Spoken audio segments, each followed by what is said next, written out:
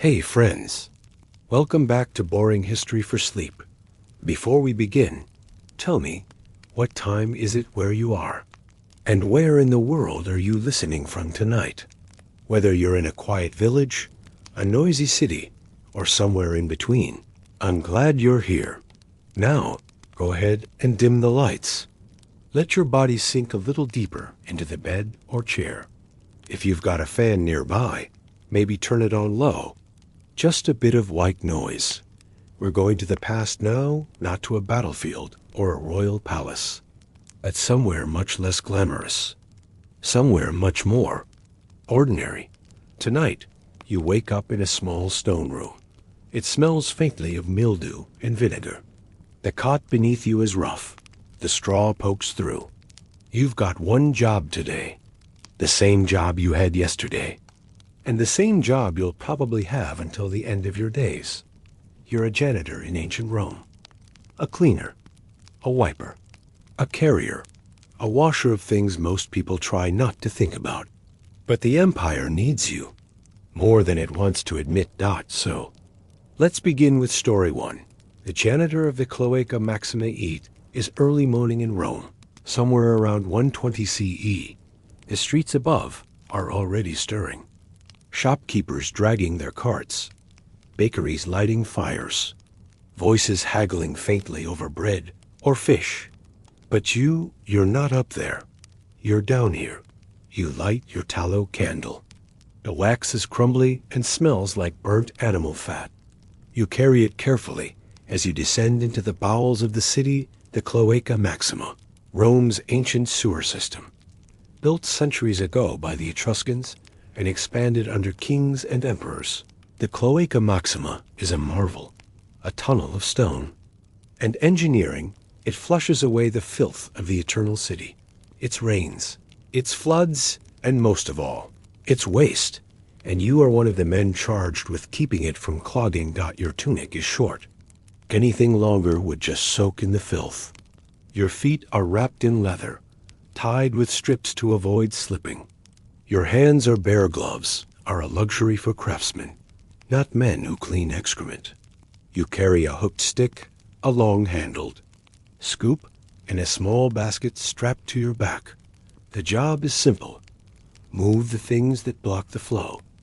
Dead rats, piles of straw and rotting food, lost sandals.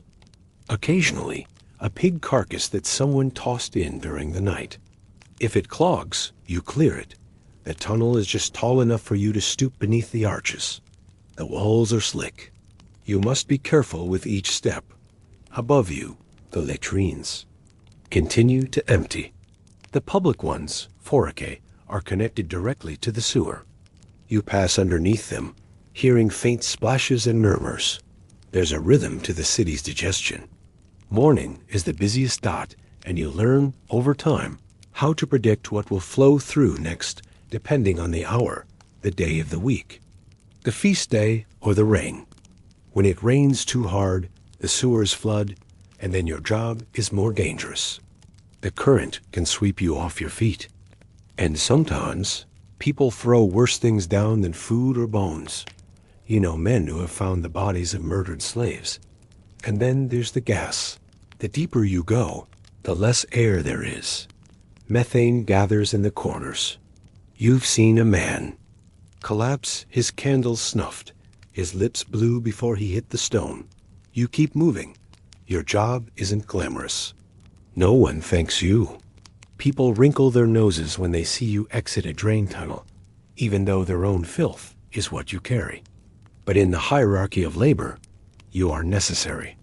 The empire rests on aqueducts and roads and markets, and all of them would collapse if filth choked the flow. The Cloaca Maxima was once worshipped. Did you know that? You remember being told as a boy, there was a goddess Closina. People brought her flowers and coins. Not anymore. No one worships the sewer now. Just janitors like you, making sure the city doesn't drown in itself. A clump of fish guts blocks a side channel. You reach in. The liquid is warm and clings to your forearms. You scrape it loose, shake your hands, and move on. The light from your candle flickers, illuminating a crude carving on the wall. A date, someone's name. Marcus 98 CE, he's probably dead. Or maybe not. You don't know how long janitors live. You sit on a dry rock just for a moment. Let your muscles rest. You eat a piece of hard bread from your pouch, dipped in vinegar. It tastes sour and sharp, cutting through the stench of rot far above you. People walk through the forum, debating politics and gods. But none of it means anything down here. You wonder when the emperors die, and the temples fall, and the marble statues crumble. Will the cloaca still run? Will some future janitor still be here, scraping muck from its corners? You take a deep breath, stand, and continue down the tunnel. There's a blockage coming up. You can hear the gurgling sound pressure building. It's never good when you hear that dot. Sometimes things explode, but that's for later. For now, you walk. The stone underfoot is older than you can imagine, and every drop of water around you has passed through hundreds of lives. You duck under a low arch and find yourself face to face with something unexpected. A hole in the wall. Not a crack, but a clean, square opening, recently carved. And it's leaking water from a pipe you don't recognize. Who made it? What's behind it? And why is the water red? The red water trickles from the pipe, thick and slow. Not the bright crimson of fresh blood, but the muddy, dark hue of something older tinged with rust and other things you've learned not to name too quickly. You crouch beside the square hole, examining it in the flickering candlelight. It's clearly been chiseled recently. The edges are too sharp, too clean to be ancient. No moss, no calcification. Someone made this within the last few days. Maybe even last night, but who? You think of the workmen who labor for private domus wealthy homes with their own underground plumbing. Sometimes they tap into the public system illegally, diverting water or waste as they see fit. But this one, it's too low in the tunnel. This isn't a shortcut for luxury. This feels more like a hiding place. Still crouching, you run your fingers along the damp edge of the hole. There's a faint odor different from the usual sewer stench. Less human, more mineral, something old. You reach out with your cleaning hook, sliding it carefully into the square hole. The stick clangs against something metallic, not stone, not bone. Something solid and smooth, you hesitate, because you remember the stories old janitor Tailies passed down in whispers. That during the worst of the Republic's violence, when Sulla's purges ran red through the streets, bodies were hidden in these tunnels. Not always by the poor, sometimes by the senators themselves. They say the sewers remember everything, and they never give it back clean. You rise slowly, brushing your tunic clean. No one pays you to investigate. You're not a vigils. You're not a guard. You're a janitor. But curiosity pulls at your gut. You make a mental note of the tunnel's turns and markings. You can return. Maybe tell the foreman. For now, you continue. The blockage you heard earlier is worse than expected. The stench intensifies as you round the next bend a worm. Rotting wall of organic sludge has formed against a broken arch where the sewer narrows. Kitchen scraps, straw bedding, maybe even a sacrificed chicken. This is your real task. You tie a strip of cloth around your nose and mouth. Not that it helps much. You wade into the muck. It rises past your knees, sticky and reluctant to part. You dig with your hook, breaking up the clump bit by bit. Behind you, the water waits, swirling slowly. You think of how easy it would be to slip, to fall under. 2. Disappear. And you remember the man last month, Junius. He was new, maybe 17. Slipped on algae-covered stone, hit his head. The sewer took him. They found his body 3 days later in the Tiber. Bloated, barely recognizable. You try not to think about that now. Instead, you focus on your rhythm. Dig, scoop, toss. Dig, scoop, toss. It's almost meditative. One of the few things in this life that makes sense. You move matter from where it shouldn't be, and the world flows again. That's enough. Eventually, the blockage gives way. The flow returns slow at first, then a full gush. It surges past your thighs, almost knocking you sideways. You catch yourself, panting. Another day. Another mess fixed. You rinse your arms in the cleaner stream near the junction point. It's not clean by any modern standard, but it's less foul than where you've been. Then you press on. You pass other janitors along the way. Nods are exchanged, not words. Conversation is saved for the surface. Down here, you preserve your breath. One man coughs violently and waves you off. He's older. You've seen the purple. Blotches on his legs, marks of infection.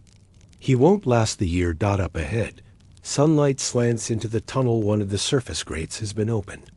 You climb the worn ladder to check it.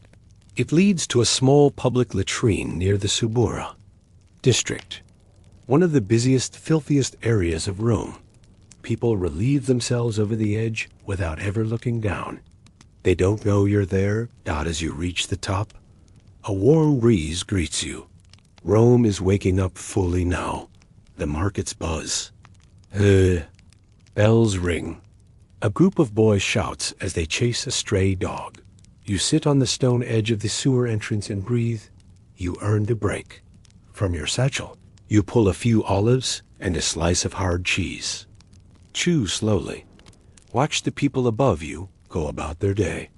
None of them wonder who keeps the drains clear, who stops the streets from flooding with the waste they flush away, who guards them from the silent rot. It's you, and a dozen others like you, and yet you are invisible. A young woman passes by, holding her skirt above a puddle. She glances at you, then quickly away, covering her nose. You see the flicker of revulsion in her eyes, but also something else. Fear? Guilt? No one wants to think about what they leave behind, and no one wants to face the people who live among it. You finish your food and return to the ladder. Down below, the red water still trickles. You decide you need to go back. You light another candle and return to the carved square. This time, you're ready. You slide the hook deeper into the hole and press against the obstruction. With a grunt, you shift it and something clinks free. You pull it out carefully. It's a metal object. A coin? No. A ring. Golden, crusted with filth. But there's an inscription in Latin crudely etched, but readable. Asterisk, asterisk, libertas silentium. Asterisk, asterisk, freedom and silence. That's not something a citizen drops by accident. You peer back into the hole. It's darker now, deeper than before. You push your candle close and see something that stops your breath. A cloth bundle, blood-stained, tied, shut. It's wedged between stones that were never meant to open. The smell is stronger now, metallic, ancient. You stare at it, the flame wavering in her hand. Do you reach for it? Do you walk away? What else has this sewer hidden for centuries? And why does it feel like you're the first one to notice this particular secret? The flickering flame trembles on your candle's wick, and for a long moment, you don't move. The blood-stained bundle is just sitting there, wedged between the sewer stones, like some forgotten offering. It's quiet now, too quiet even. The trickle of water seems to hold its breath with you. You're not a priest. You're not a judge. You're not trained to understand the politics of the dead. You're a sewer janitor, but you are also Ramon. And Rome is built on secrets. Carefully, with 2 fingers and the cleaning hook, you reach into the hole. The bundle is slippery, wrapped in some sort of waxed cloth, probably linen, soaked through with filth and time. It's heavier than you'd expect, heavier than it should be. You don't untie it here. That would be foolish. Instead, you slip it into your basket, extinguish your candle, and begin the long walk back. The Cloaca Maxima is oddly still. The blockage you cleared has quieted the pressure. The water now runs smoothly through the ancient channel, whispering secrets you can almost hear if you listen hard enough. It's tempting to stop, to rest, to forget what's in your pack, but the ring weighs on your mind. Libertas Silentium. You surface through the service hatch behind a crumbling tavern. No one notices. They rarely do. You slip through alleyways, avoiding open streets, and finally make your way home. Your home is barely more than a room carved into the back wall of an old insula tenement. It's dark, damp, and cold, but it's yours. You light an oil lamp, set the bundle on the stone table, and stare at it. You've seen worse things: limbs, rot, animal corpses. But this is different. This was placed hidden, deliberately, and with a warning engraved in gold dot, you begin to unwrap it.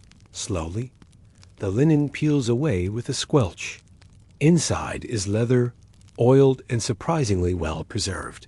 And within that, a small wooden box, locked, cracked with age, but intact. You can't help but wonder what could possibly be valuable enough to hide in a sewer. Using your hook's edge, you pry the lid. It opens. With a soft pop dot inside are scrolls, thin, brittle, and sealed with red wax. The insignia stamped to the wax is a fascis, the Roman symbol of authority, bound rods, and an axe, but not the usual style. This one is older. Republic-era. You sit back, stunned. These aren't prayers. They're not love letters. They're records, carefully. You open one. The handwriting is tight and controlled, someone educated. The Latin is formal, legalistic. You read a few lines, then stop, because these are lists, names, sums, payments, offenses. A list of senators, some long dead, others still powerful. One name catches your eye: Vibius Salinator, a name known even to you, a man still alive. A man who serves on the city council. A man with statues in the forum. According to this scroll, he accepted bribes during a grain shortage 20 years ago, bribes that led to food being diverted from the poor to wealthy estates. People starved. You remember. Your own mother wept. During that winter, when bread cost a month's wages, you stare at the scroll, your hand trembling slightly. This is a death sentence, not for the man listed, for you. If anyone finds out what you hold, you're a target. These papers aren't just dirty, they're treasonous. And yet, you found them. Not a thief, not a soldier, not a senator. You, a janitor. The question presses in like the weight of the earth above you. What do? You could burn them, forget, pretend you never saw, but the ring. The ring was placed there for someone. Freedom in silence. It's a warning. Or a promise. You wrap the scrolls again, more carefully this time. Then you bury them beneath your cot deep in the straw. And ash. You'll think more tomorrow. The next day, the foreman pulls you aside. Says someone is asking questions. A man with clean sandals and too many rings. Didn't give a name. You lie, of course. Say you saw nothing unusual, but your shifts become more careful, your route more erratic. You avoid the red water tunnel for days, until one afternoon you return, and find the square hole bricked shut, as if it never existed. No tool marks, no fresh mortar. Just gone. Whoever made it took it back. You check the scrolls under your cot. Still there. You don't tell anyone. But you read them slowly, one by one. They reveal decades of rot, more names, hidden truths buried like so much waste under the marble surface of Rome. In time, you come to see the cloaca differently. It's not just a sewer. It's the memory of the city. Everything ends up here. The lies, the filth, the forgotten debts. And janitors like you, you're not just cleaning it, you're bearing witness. Eventually, you grow old. Your back hunches, your hands stiffen, but you never stop working. Not until the day you don't. Return from the tunnels. They say a younger janitor found your body under a collapsed arch. They buried you quickly. No ceremony. Just another sewer man, lost in the dark. But under your cot, in the room no one thought worth searching, they found the bundle, the scrolls, the ring dot and a note. Freedom lies beneath filth. The cleanest truths are the ones no one wants to touch. They say the papers disappeared. Again, dot, and so the cloaca keeps its secrets, and Rome keeps building, layer upon layer of filth and glory, justice and silence, rats and emperors, dot, and beneath it all you. 2. The night sweeper of Pompeii, long before sunrise in the city of Pompeii. The year is 78 CE. The moon still lingers, pale and indifferent, over the darkened rooftops. Most homes are quiet. Shops shuttered. The baths are empty. The wine has long gone warm in its jugs. But you're awake, because you're the night sweeper. Not a glamorous title, not a paid post. Just a need filled by someone like you, poor, quiet, and unnoticed that you start your night with a broom of bound reeds, a bucket, and a worn leather strap to carry tools.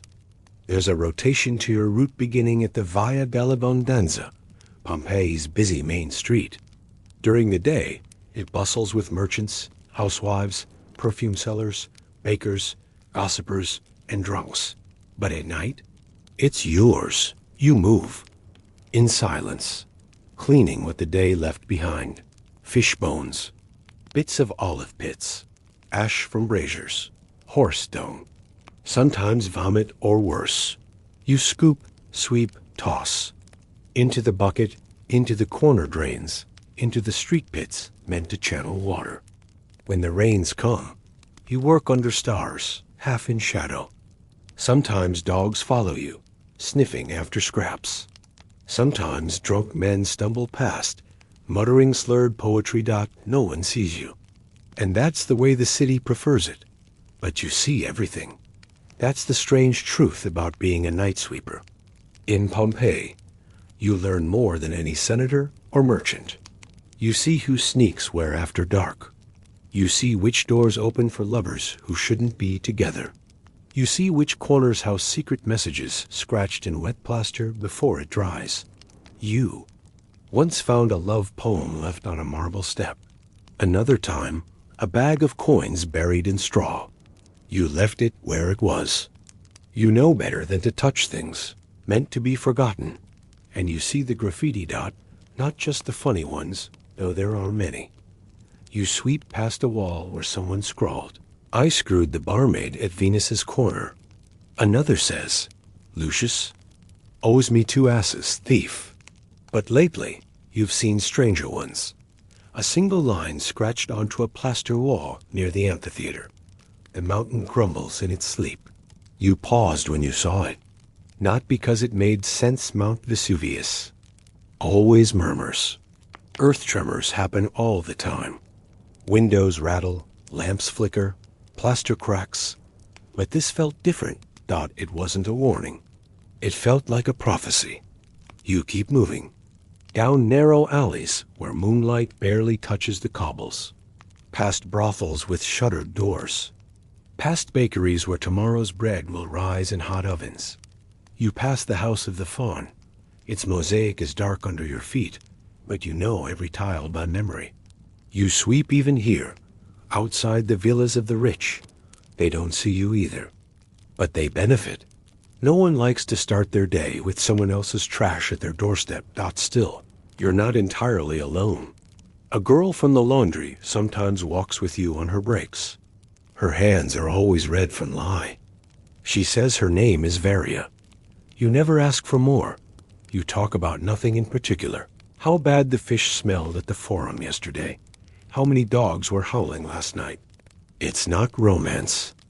It's something quieter, Dot. She tells you her dreams sometimes.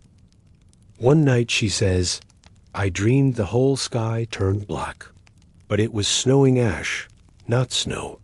And people walked into the sea like they were sleepwalking. You pause, your broom mid-air. What do you think it means? She asks. You don't. Answer. Because you've been having dreams too, and they all smell of sulfur. You don't know much about science, but you've lived long enough to feel when the air changes. And lately it has. The birds act strangely. The dogs bark into corners. The cats vanish entirely. And you've been sweeping more dust than usual, thick gray dust. Fine as flour, it coats everything, even when there's been no wind. Tonight, it settles in waves along the steps of the temple of Jupiter. You sweep and sweep, but it returns. You wipe your sleeve across a bronze statue. The metal is warm, unnaturally so. You look up toward the mountain. Black against the stars, it's quiet, too quiet. And then you see it, far off, barely visible. Red glow, like a coal buried in black wool, you blink. Look again. It's gone. You shake your head, tell yourself it's nothing. A trick of the moonlight. But your hands are trembling now. You sweep one last pile of ash into the gutter. You tell yourself the city has stood for centuries. It will stand for centuries more. Still, as you walk back toward your tiny rented cot, you pass another wall with new graffiti. 3 words scratched just above your eye level. It begins soon. You stop. Trace the letters with your finger. There, fresh. The plaster is still flaking from the pressure of the stylus, And in that moment, you wonder if the mountain really does sleep. What happens when it wakes? You don't sleep the next day. Not really. Your cot feels too warm.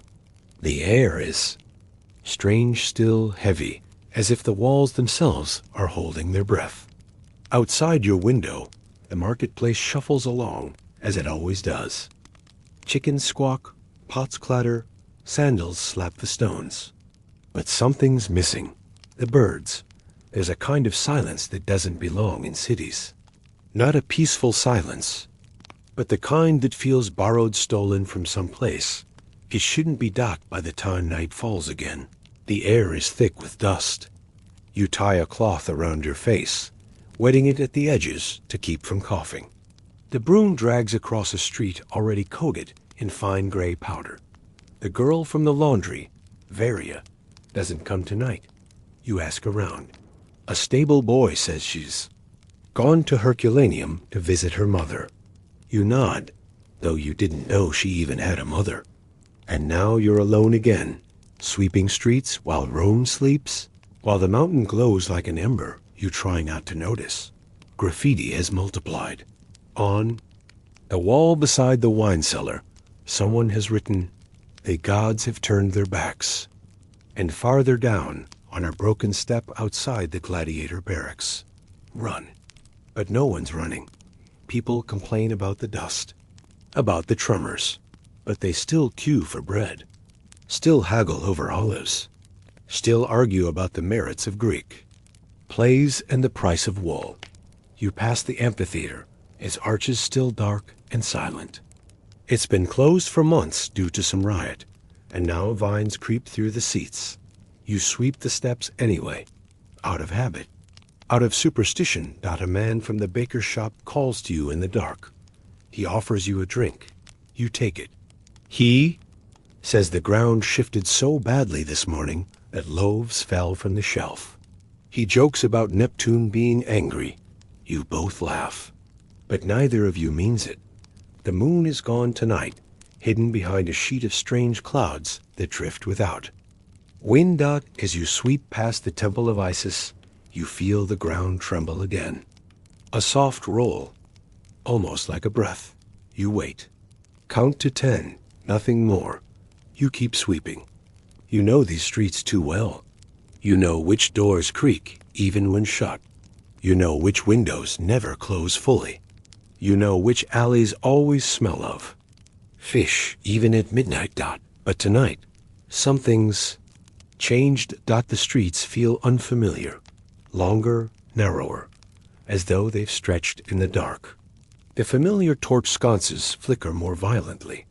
Shadows look like figures when you glance too quickly. You reach the forum and find the statues all shrouded in dust. Jupiter's brow is hidden, his thunderbolt smeared gray. It almost feels like morning.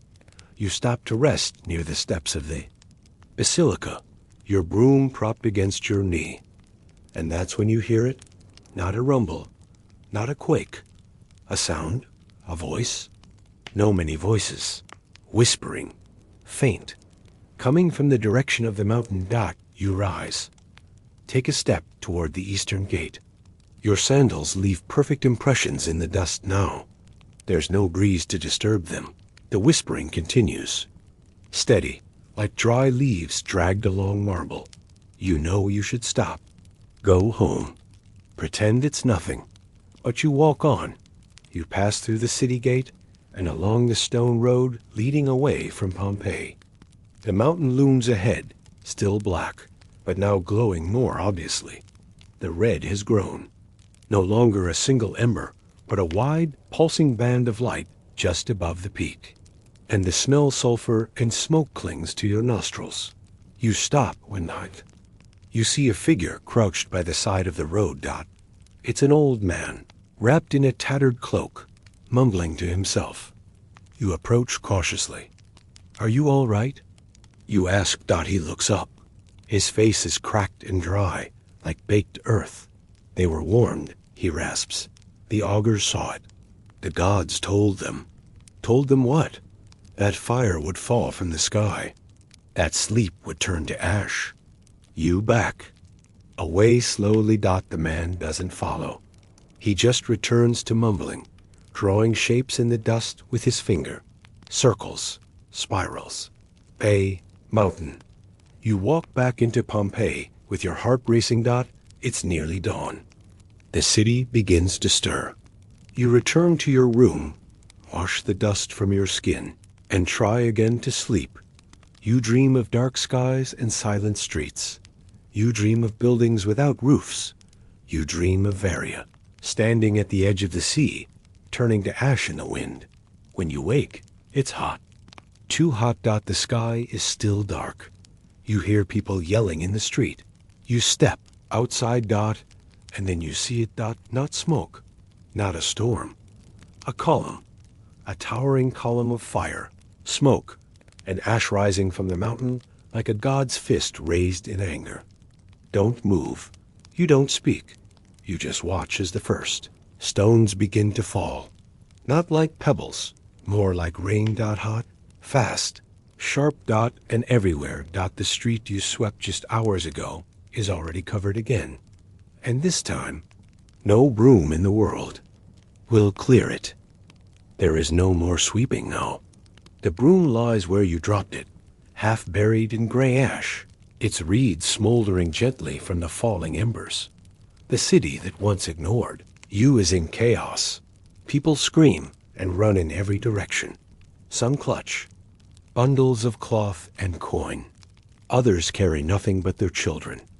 No one has time for sandals, for tunics, for dignity. They run barefoot through streets now hot enough to blister skin. Above it all, the sky has turned black. Not night is soft with stars. This is thick. A sky choked with ash and stone and heat that rolls like a beast across the rooftops. You press yourself against the wall of the stone building, trying to breathe through the wet cloth at your face, but it's no use. The air tastes of burning. It sticks in your throat, coats your teeth. You look up and see the mountain Vesuvius, the always sleeping giant now fully awake. A plume taller than any building roars from its peak. It doesn't smoke, it screams. The kind of scream that doesn't need sound. It's in your bones. Your body moves on its own now. You flee, through streets you once swept clean, past fountains you once watched children splash in, past the steps of the temple of Apollo, now cracked and trembling. You think of Varia dot. Is she safe? Did she make it to Herculaneum? Or is she trapped somewhere under this falling sky? You have no way to know. The city is fading, fast buried in inches of ash that fall like snow, but sting like glass. You see figures crawling, trying to stay beneath archways. Some try to run with oil lamps. The flames don't last. Nothing lasts now. You duck into a doorway near the bakery, the one where the loaves used to rise at dawn. You once swept flour from its steps. Now the smell is burned charred wheat and scorched wood. The air inside is thick, but it's better than outside. For a moment, you breathe. There are others huddled in the corners, eyes wide, hands over mouths. No one speaks. One woman rocks back and forth, clutching a wooden figurine of Mercury. Another old man mumbles a prayer to Neptune. The gods, you think, have already left. Another tremor hits. The ceiling cracks above you. You move again, back into the street, feet sliding in the growing drifts of ash. You head toward the harbor. That's where many are going. The boats. The only chance. You pass graffiti along the way, faded, cracked, half covered in gray. It begins soon. The words blur as the ash deepens. You make it to the edge of the city near the Porta Marina. The gate is crowded. Dozens try to force their way through. Some push, some beg, some claw. Roman order is gone. In its place, panic. You find a wall and press against it. Your legs too weak to run anymore. The sea lies beyond somewhere. You can hear the distant cries of gulls, or are they people? You watch as a dark wave sweeps across the sky. Not water. Not rain. Pyroclastic flow. A word you don't know, but you feel it. You understand it. It moves like liquid fire, rushing faster than any horse. You have seconds. You reach for your satchel, though you don't know why. There's nothing inside but a piece of bread and the coin Varia once gave you, a token from her laundry, marked with a crudely scratched flower. You hold it in your palm, and then you kneel. Not in fear. Not in worship. Just stillness. The ash comes fast.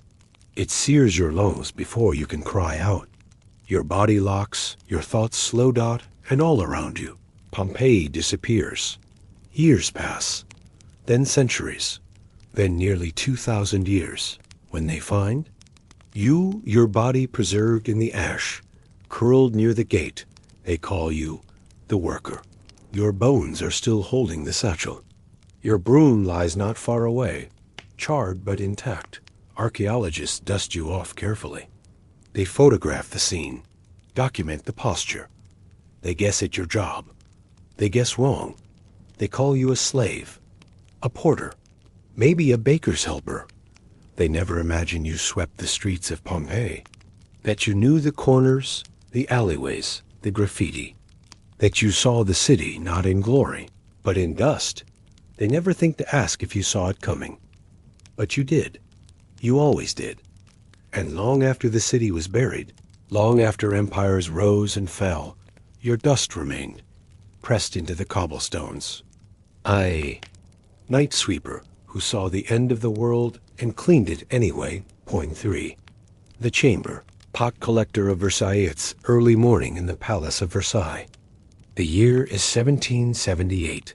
The halls still sleep beneath golden ceilings.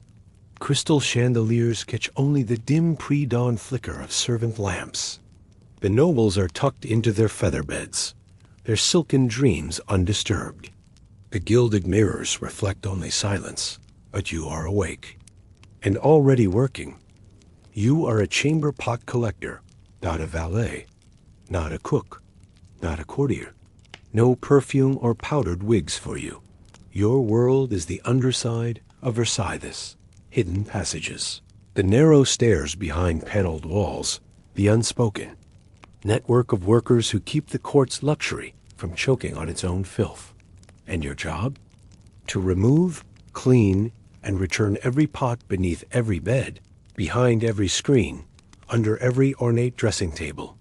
Before breakfast, before anyone smells the truth. Versailles, for all its beauty, is a place of smell.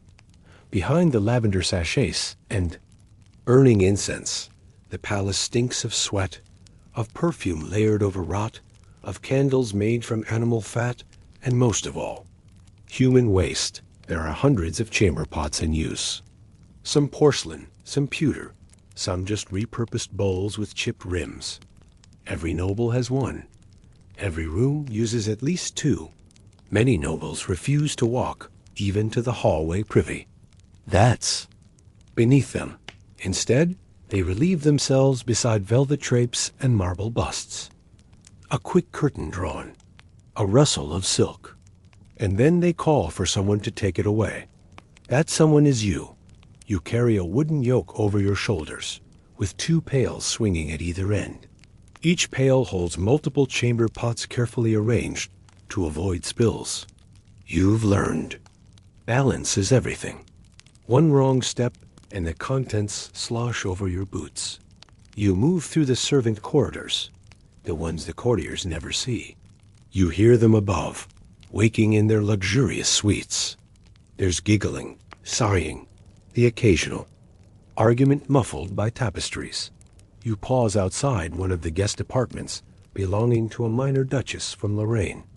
She uses 2 pots per night, every night. One for Le Petit Besoin, one for Le Grand. Her valet hands them to you with a pinched expression and a faint wave of a perfumed kerchief. You nod, take them without a word, and place them in your bucket. It's not the worst you've carried today. The worst so far belongs to a marquis, whose digestion is known throughout the servant quarters.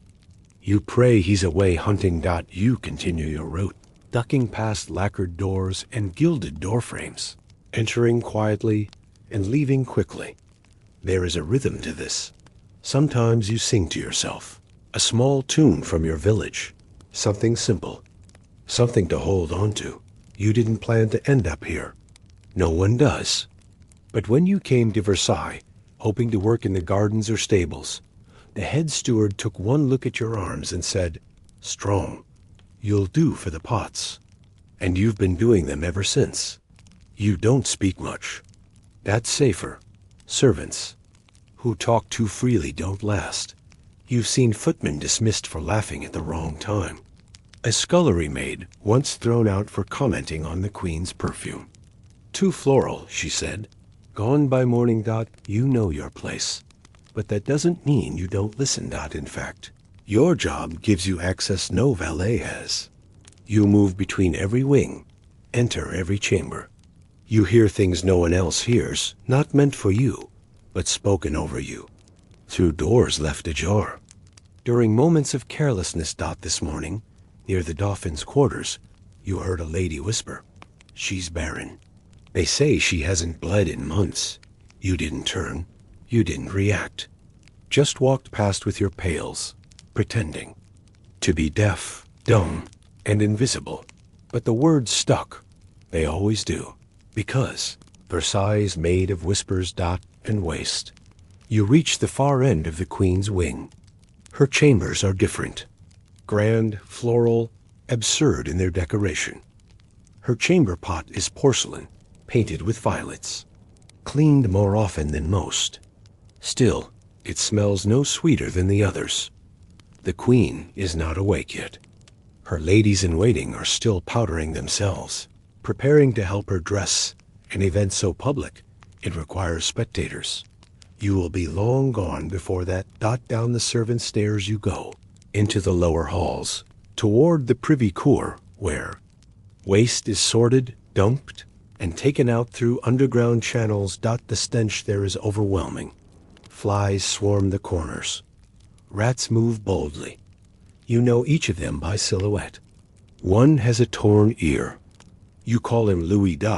It takes time to empty each pot properly, rinse with vinegar water, and stack them for return. You do it methodically, without rush, because hurrying leads to spills. Spills lead to punishment.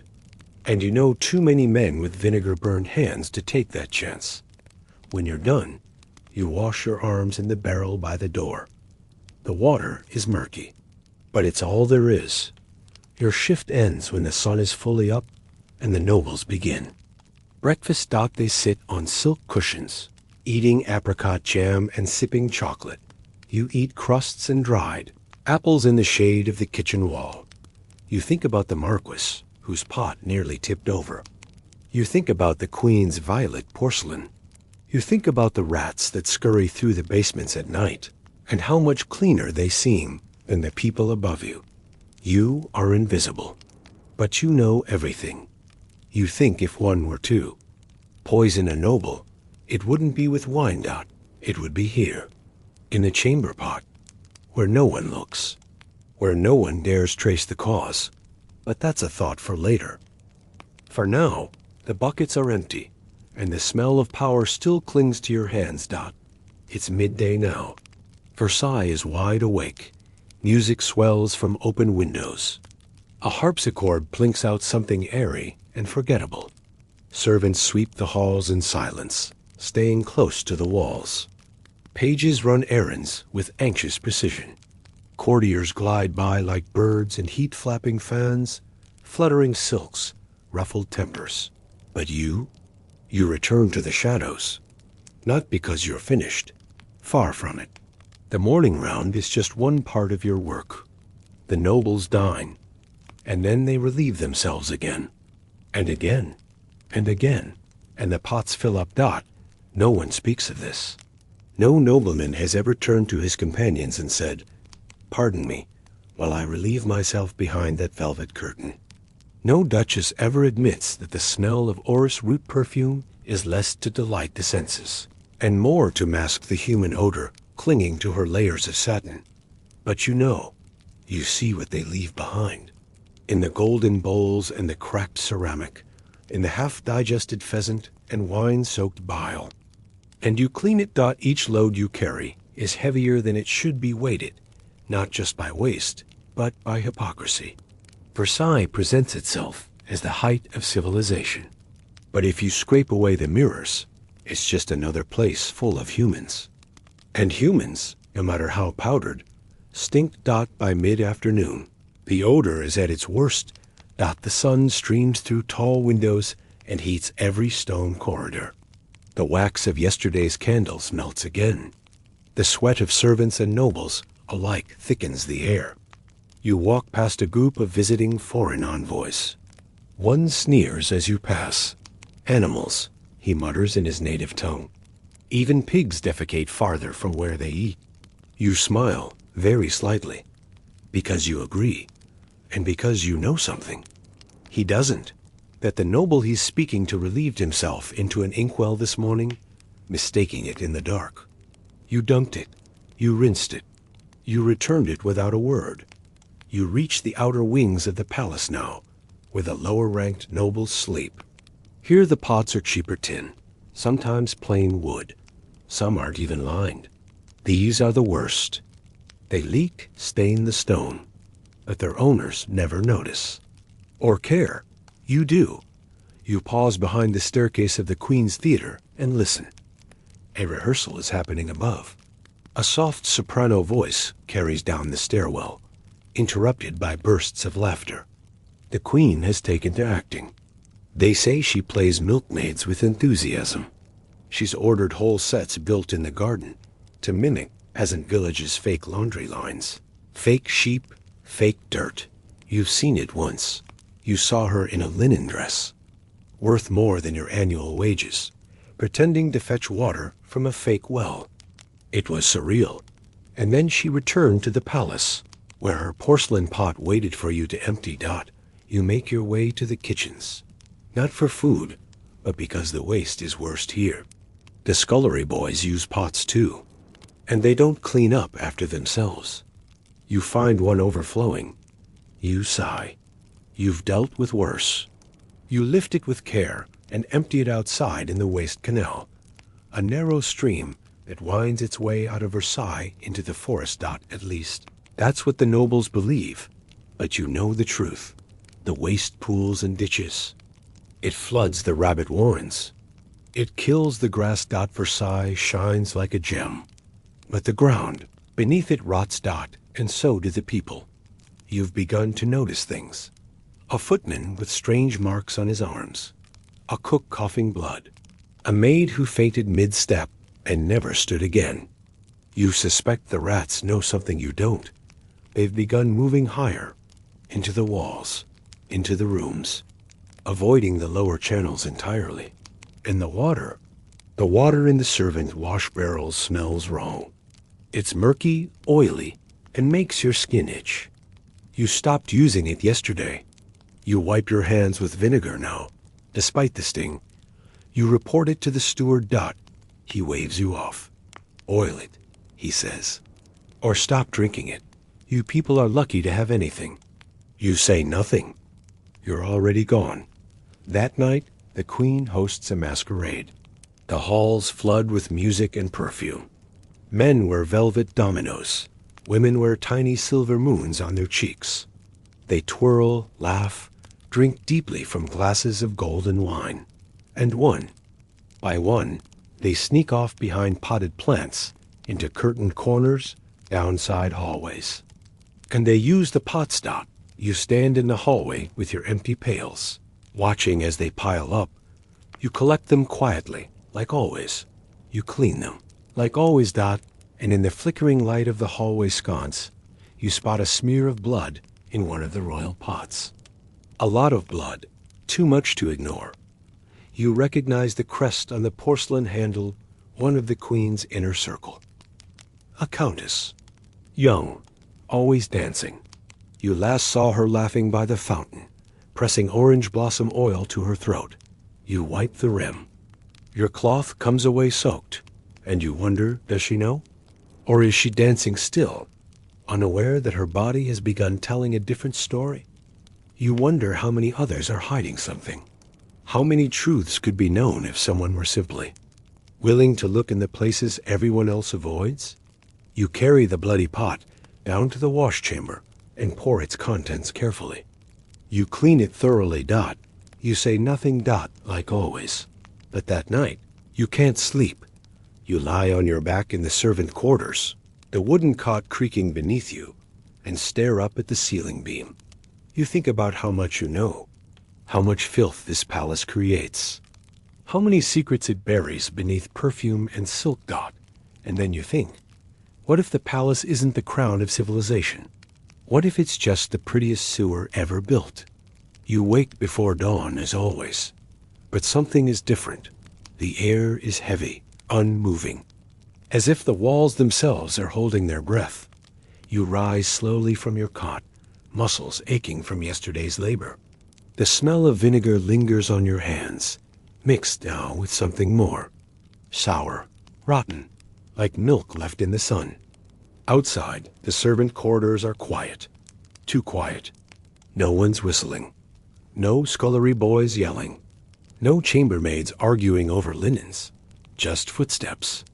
Bare ones. Fast, scared. You follow them. In the hallway, you find two valets hunched over a closed door. They're whispering. One looks up as you approach and mouths, "Don't speak."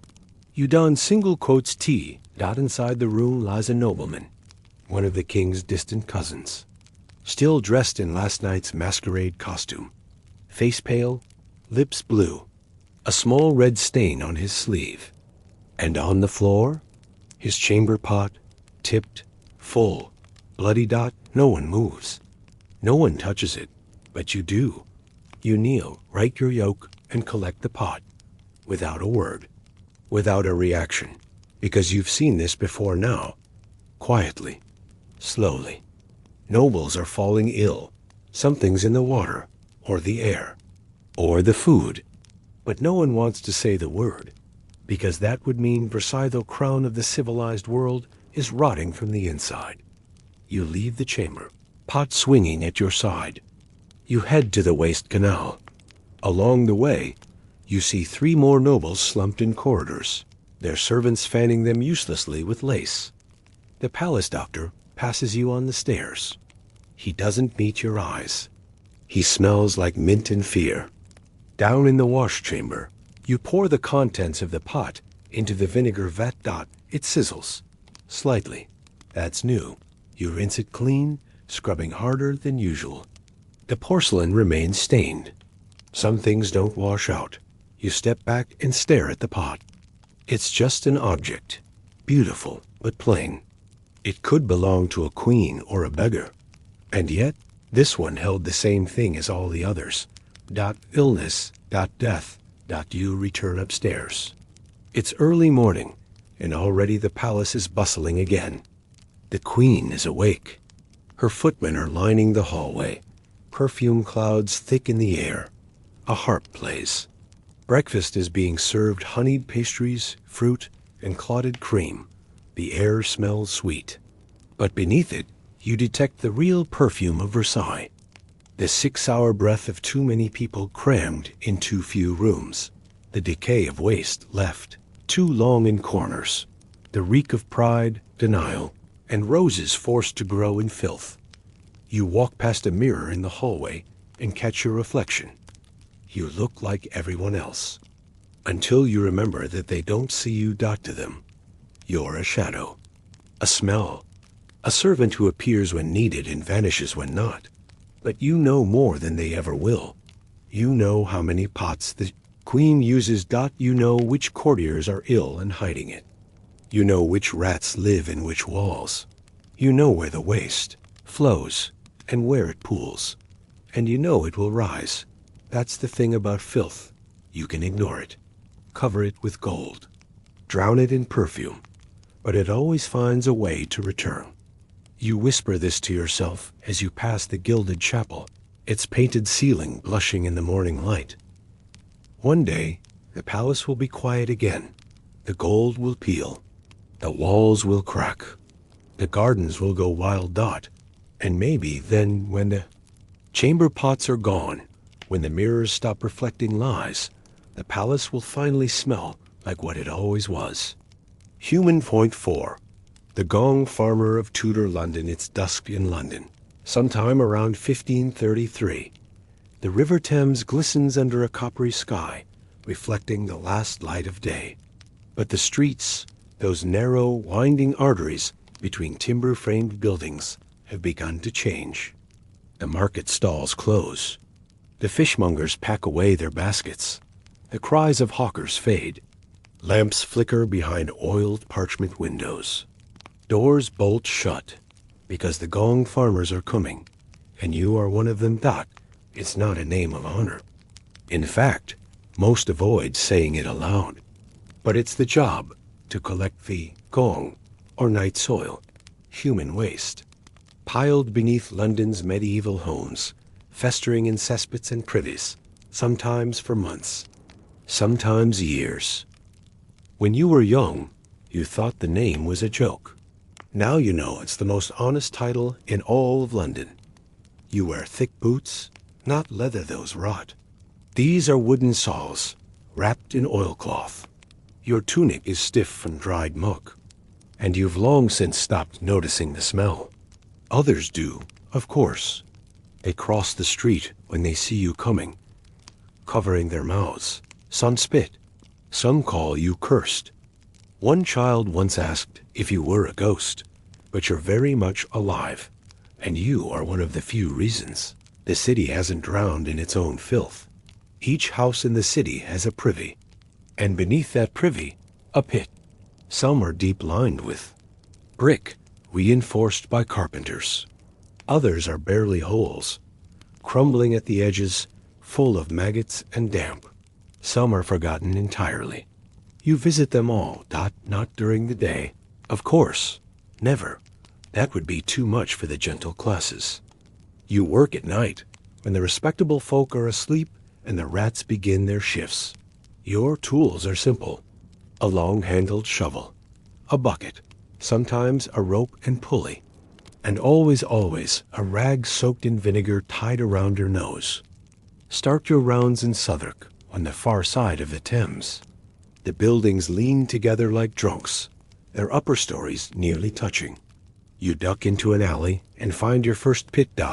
It hasn't been emptied in nearly 6 months. You can Tell Dot you lower the bucket and begin the slow, foul process of digging. Squelch. Lift. Dump. Dot. Squelch. Lift. Dump. Dot. It's worse in summer. The heat stirs the gases ammonia, methane, rot. You once saw a man faint mid-scoop. Another dropped a lantern and lit the whole pit aflame. He survived, but barely. His eyebrows never grew back. You learned from that. Dot. No open flames. Ever. Load the bucket onto your cart, a heavy wooden thing with iron-rimmed wheels, and move on. The cart creaks and groans, protesting every bump in the cobbles. But it holds. The next pit is easier, smaller. Someone's already tried to cover it. With ash and straw, it helps a little. You thank them silently. No one else thanks you. The cart fills slowly. You'll dump it all in the appointed place by dawn far outside the city walls, where the farmers pay a pittance for night soil to fertilize their fields. You find that comforting in a way. What's waste to the city is life to the earth. A strange sort of cycle. But before that, there's more work. The third house has a problem. You can smell it before you see it. Not just rot, but wet rot. The kind that means the cesspit has overflowed. You knock on the back door with your spade. A pale-faced servant opens it. We told the steward weeks ago. She says, not looking at you. Dot. You nod. Dot. It doesn't matter what they told or when. You're here now. You find the back corner of the house, where the wooden plank of the privy juts over the pit. It's split, collapsing inward. Someone could have fallen in. Maybe someone did. You don't ask. Dot. Instead, you get to work, lifting sodden lords, finding the edge of the hole, shoveling until your arms burn. Squelch. Lift. Dump. You hum as you work, something slow. A psalm your mother sang while scrubbing floors. You wonder if she'd be proud of you. Probably not. But you like to think she'd understand. Dot. As the night deepens, the city changes. Cats prowl low walls. Drunk men stagger home. The Thames flows black and quiet. Somewhere in the distance, bells chime. You pass a churchyard on your way to the next site. The air is cooler here, cleaner. You pause for a moment, leaning against the gate, wiping sweat from your forehead. You wonder what it would be like to work in silence, in stillness, to clean something that stays clean. But you know that doesn't exist. Dot. Everything rots. Everything filthies.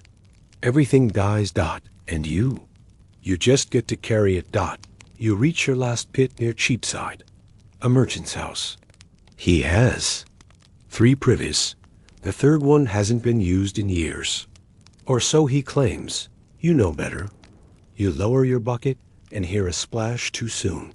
It's full, more than full. You climb down. Dot. It's risky. Illegal, even. But sometimes you have to. Air is thick. You crouch, working fast. Your torch is high above, far from the gas. You dig by touch and memory. Dot. And then your hand hits something soft. Dot. Too soft. Dot. Not waste, not straw. Something else. You pull it out. Dot. It's cloth-wrapped, heavy, human-shaped. Freeze. You call up softly to your partner above. He lowers the rope. You haul the bundle up. Dot. Once on the surface, you see the truth. A body, small, swaddled, no more than a few weeks old. Dot. You both stand in silence. This isn't the first time, but it never gets easier. You say nothing. Just load the bundle into the cart. Some things can't be questioned. Not by people like you. Dot. By the time dawn breaks, your cart is full. Too full. You head for the gates, where the farmers wait with gloves and sour faces. You dump the waste, take your coin, and begin the walk back. You'll sleep a few hours. Then, wake. Dot. And do it all again. Dot. Because London always needs cleaning, and no one else is willing to touch what lies just beneath its surface. The sun is already rising by the time you make it back into the city. Its light creeps between wooden slats and filthy shutters, making the fog blush gold. From a distance, London is beautiful, its spires and steeples poking through the mist like something sacred. But up close, it smells like what it is: rot, fire, and the work you do every night. You pass a baker's boy delivering rolls. He avoids your eyes. You pass a butcher opening his shutters.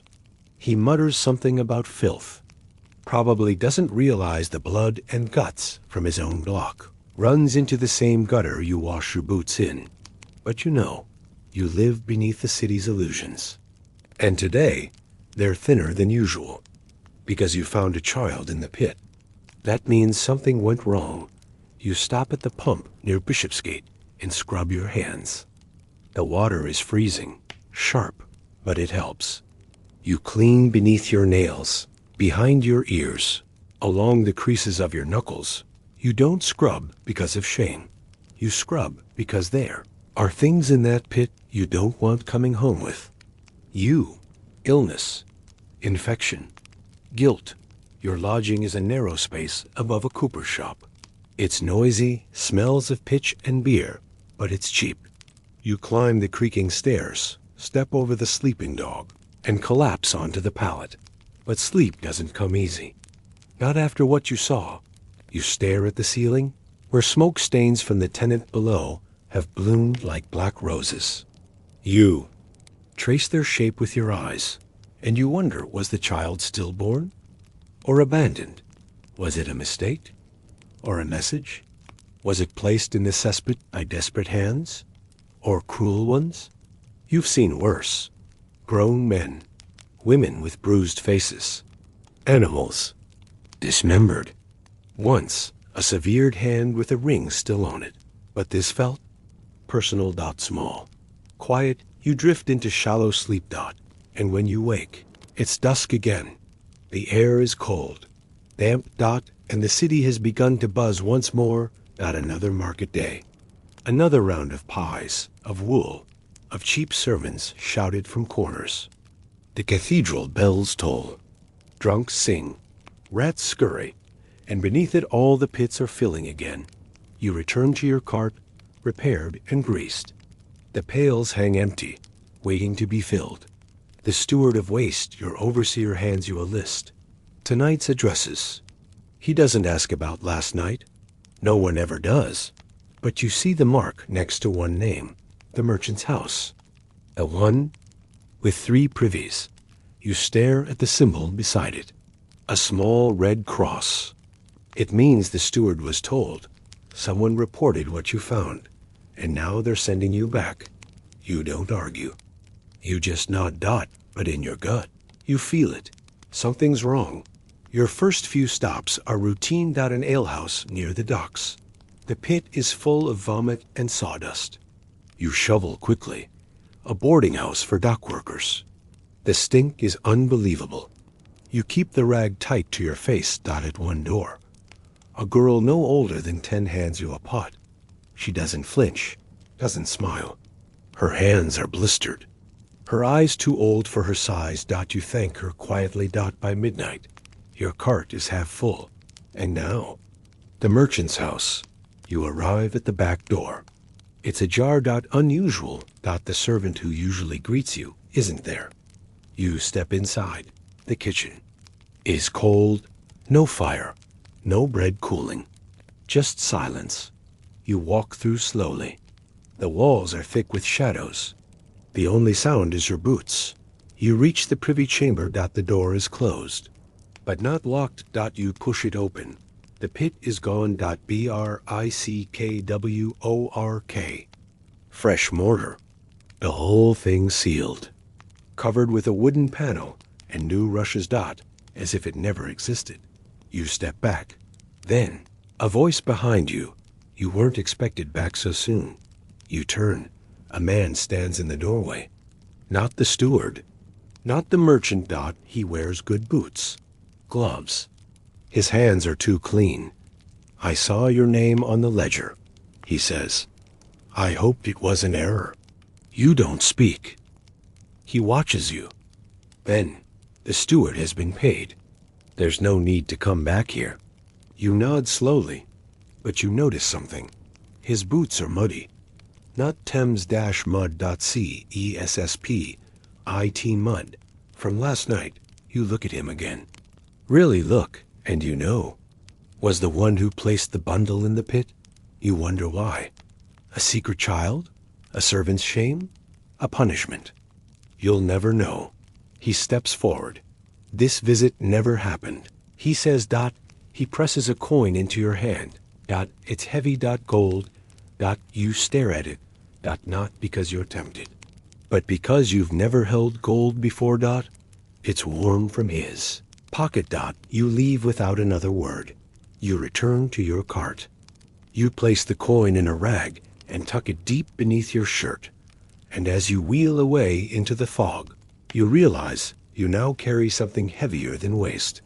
You carry a secret that will stay with you. Because in this city, nothing stays. Buried forever. Not even in the deepest pits.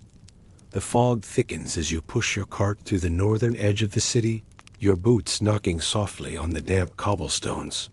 The coin burns against your skin. Not from heat, but from knowing. You don't touch it. You don't look at it. But it weighs more than everything in your cart. The night is colder now. Wind whistles through crooked alleys. Lanterns swing, casting long shadows that stretch like fingers. Even the rats are quiet tonight.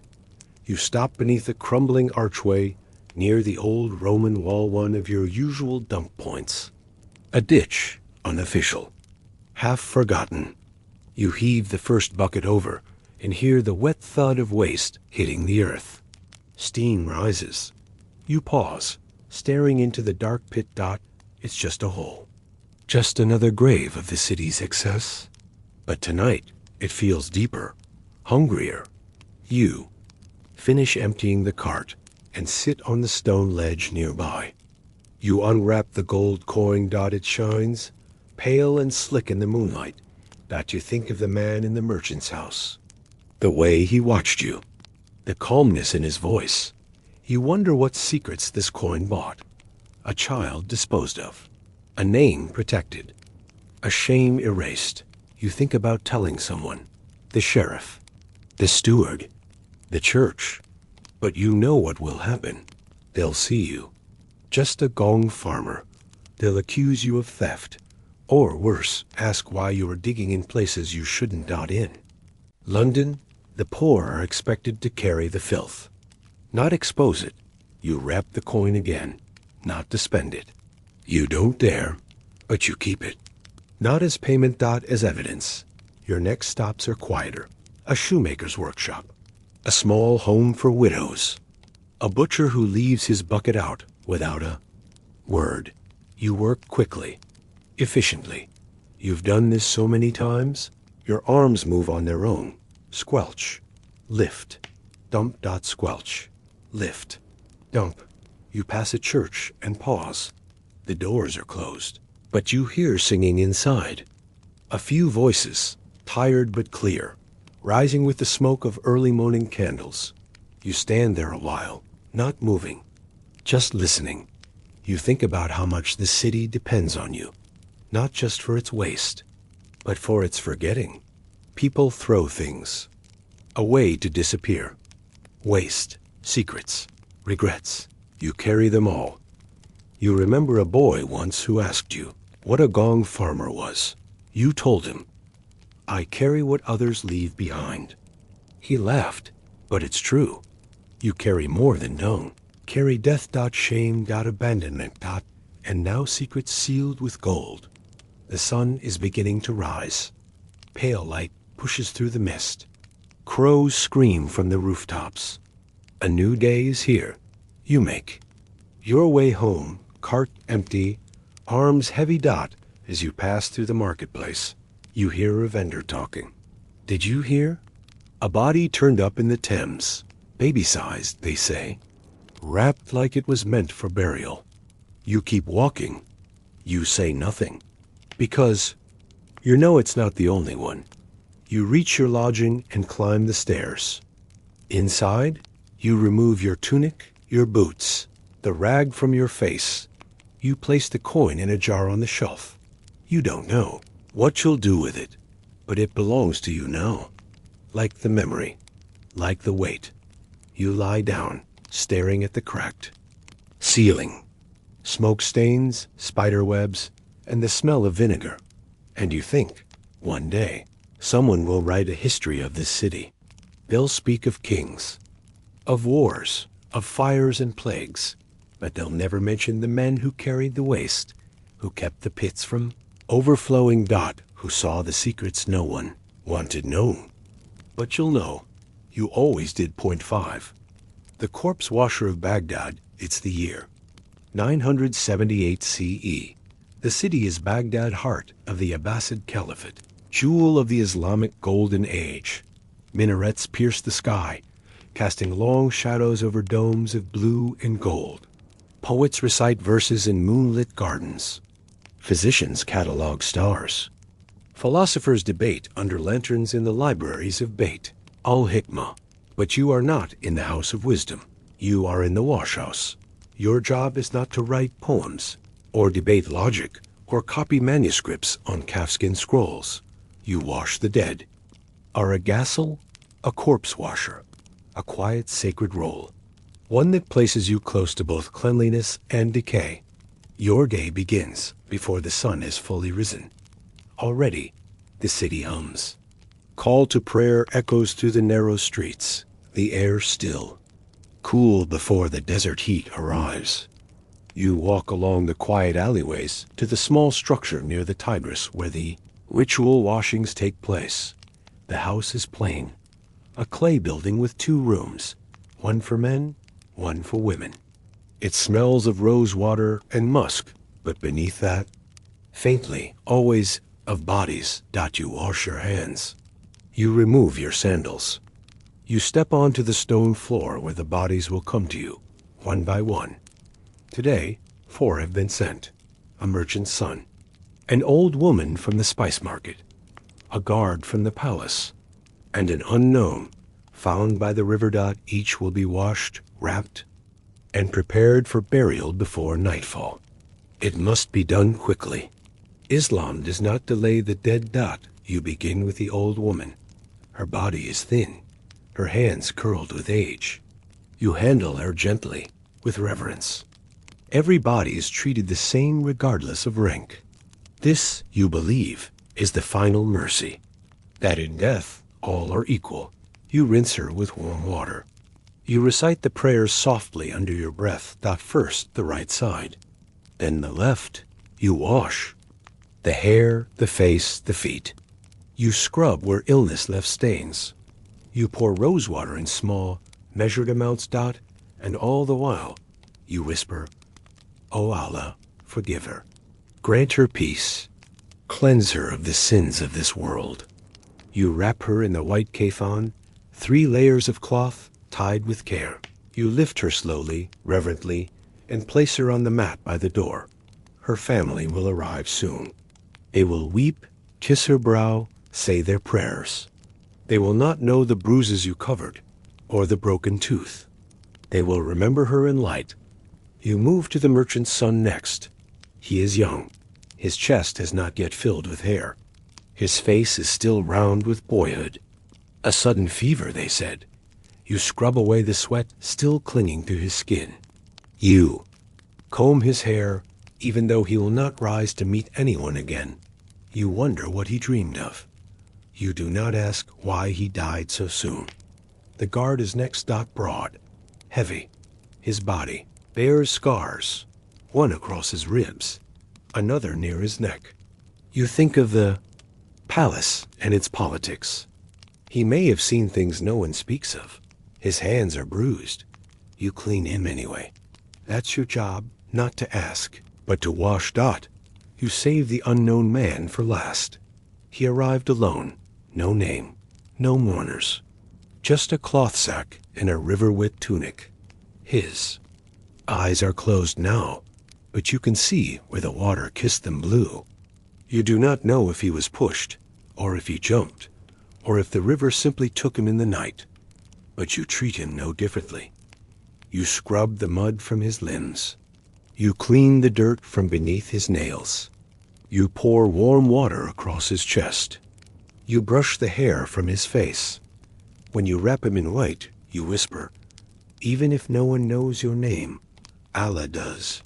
You pause after he is laid beside the others. You drink water. You sit by the window, listening to the city beyond. Baghdad is alive. The scent of bread wafts from a bakery across the alley. A donkey brays. Children chase each other through the dust, laughing. You hear a mother scold her son, then soften into song. And here, in this quiet room, death waits silently. You think of how many bodies you've washed. Hundreds. Perhaps more. You don't keep count. You think of how many secrets lie in those scars, those bruises, those cuts you've rinsed and hidden beneath clean linen. You think of how much sin the water might carry away, and how much it cannot. Then you hear a knock. Another body. This one is different. It comes with guards, wrapped already. They say, quietly, that he was from the court, that he died of poison. But they don't say more. You open the cloth, and for a moment you stop breathing, because you know this face, not personally, but by reputation. This is a man whose words shaped cities. A vizier. A voice in the caliph's ear. Now here, naked and cold on your stone slab, and you are to clean him like any other. You light the incense. You whisper the prayers, and you ask yourself, for the first time in years, does he deserve peace? Does anyone? Or is the cleansing just for show? You pour the rose water and wait for an answer that never comes. The vizier's body lies still beneath your hands. His skin is pale, almost waxen, but his mouth is slightly open, frozen in mid-thought, as if he died. While speaking, you close it gently. That is your role now, to complete what death began and prepare him for what follows. Outside, Baghdad hums like a poem. The midday sun burns the clay roofs to chalky white. Merchants shout beneath canvas awnings. The streets ring with footsteps and cartwheels. But none of it reaches this wash house. Here, time slows. You wash his hands, large and bony. There is ink beneath the nails, faint but present. A scholar's stain. A man of words. Of law. Of secrets. They said poison. But they did not say whose. You begin the ritual, pouring warm water across the right side, then the left. 3 times, as always. Each motion deliberate. Each splash an echo of the sacred. O Allah, forgive him. Purify him of sins as white cloth is cleansed of dirt. But your mind wanders. You remember the rumors, how this vizier had enemies, not only in the court, but among the people. That he had seized lands, raised taxes, silenced voices. That he had power, but no mercy. Now, here he is. No guards, no scrolls, no gold ring on his finger, just skin and bone, just a man. You scrub the soles of his feet. The calluses are shallow. A man unaccustomed to walking far. You lift his limbs, noticing the faint lines around the wrists. Rope marks. You say nothing. You finish the wash. He is silent, as all bodies are, but some silence is heavier than others. You wrap him in the coffin tight, precise, respectful. 3 layers of white. 1 around the waist, 1 around the chest, and 1 over the face. Now, he is no longer the vizier, just another servant of God. You place him beside the others. Someone will collect him before sundown, likely a palace courier. Perhaps not even that. You sit by the window again. The incense has faded, leaving behind the scent of rosewater, and lie. You sip from a clay cup, lukewarm water tasting faintly of copper. And you think of the woman yesterday who came to wash her own child. A fever took him. She wept while you helped her lift his small limbs.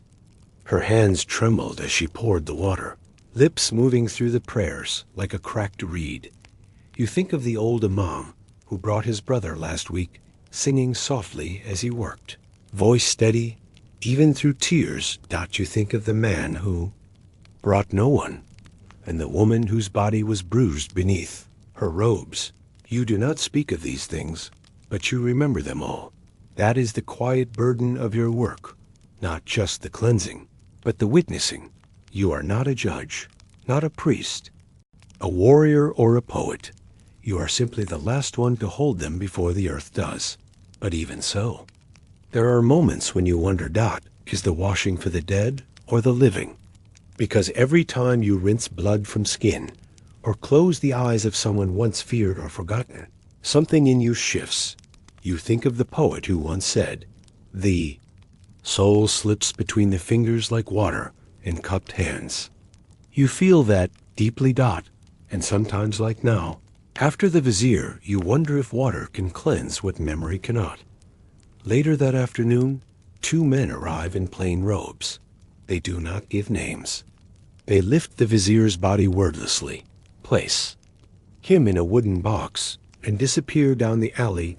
No funeral procession, no recitation, no mourners.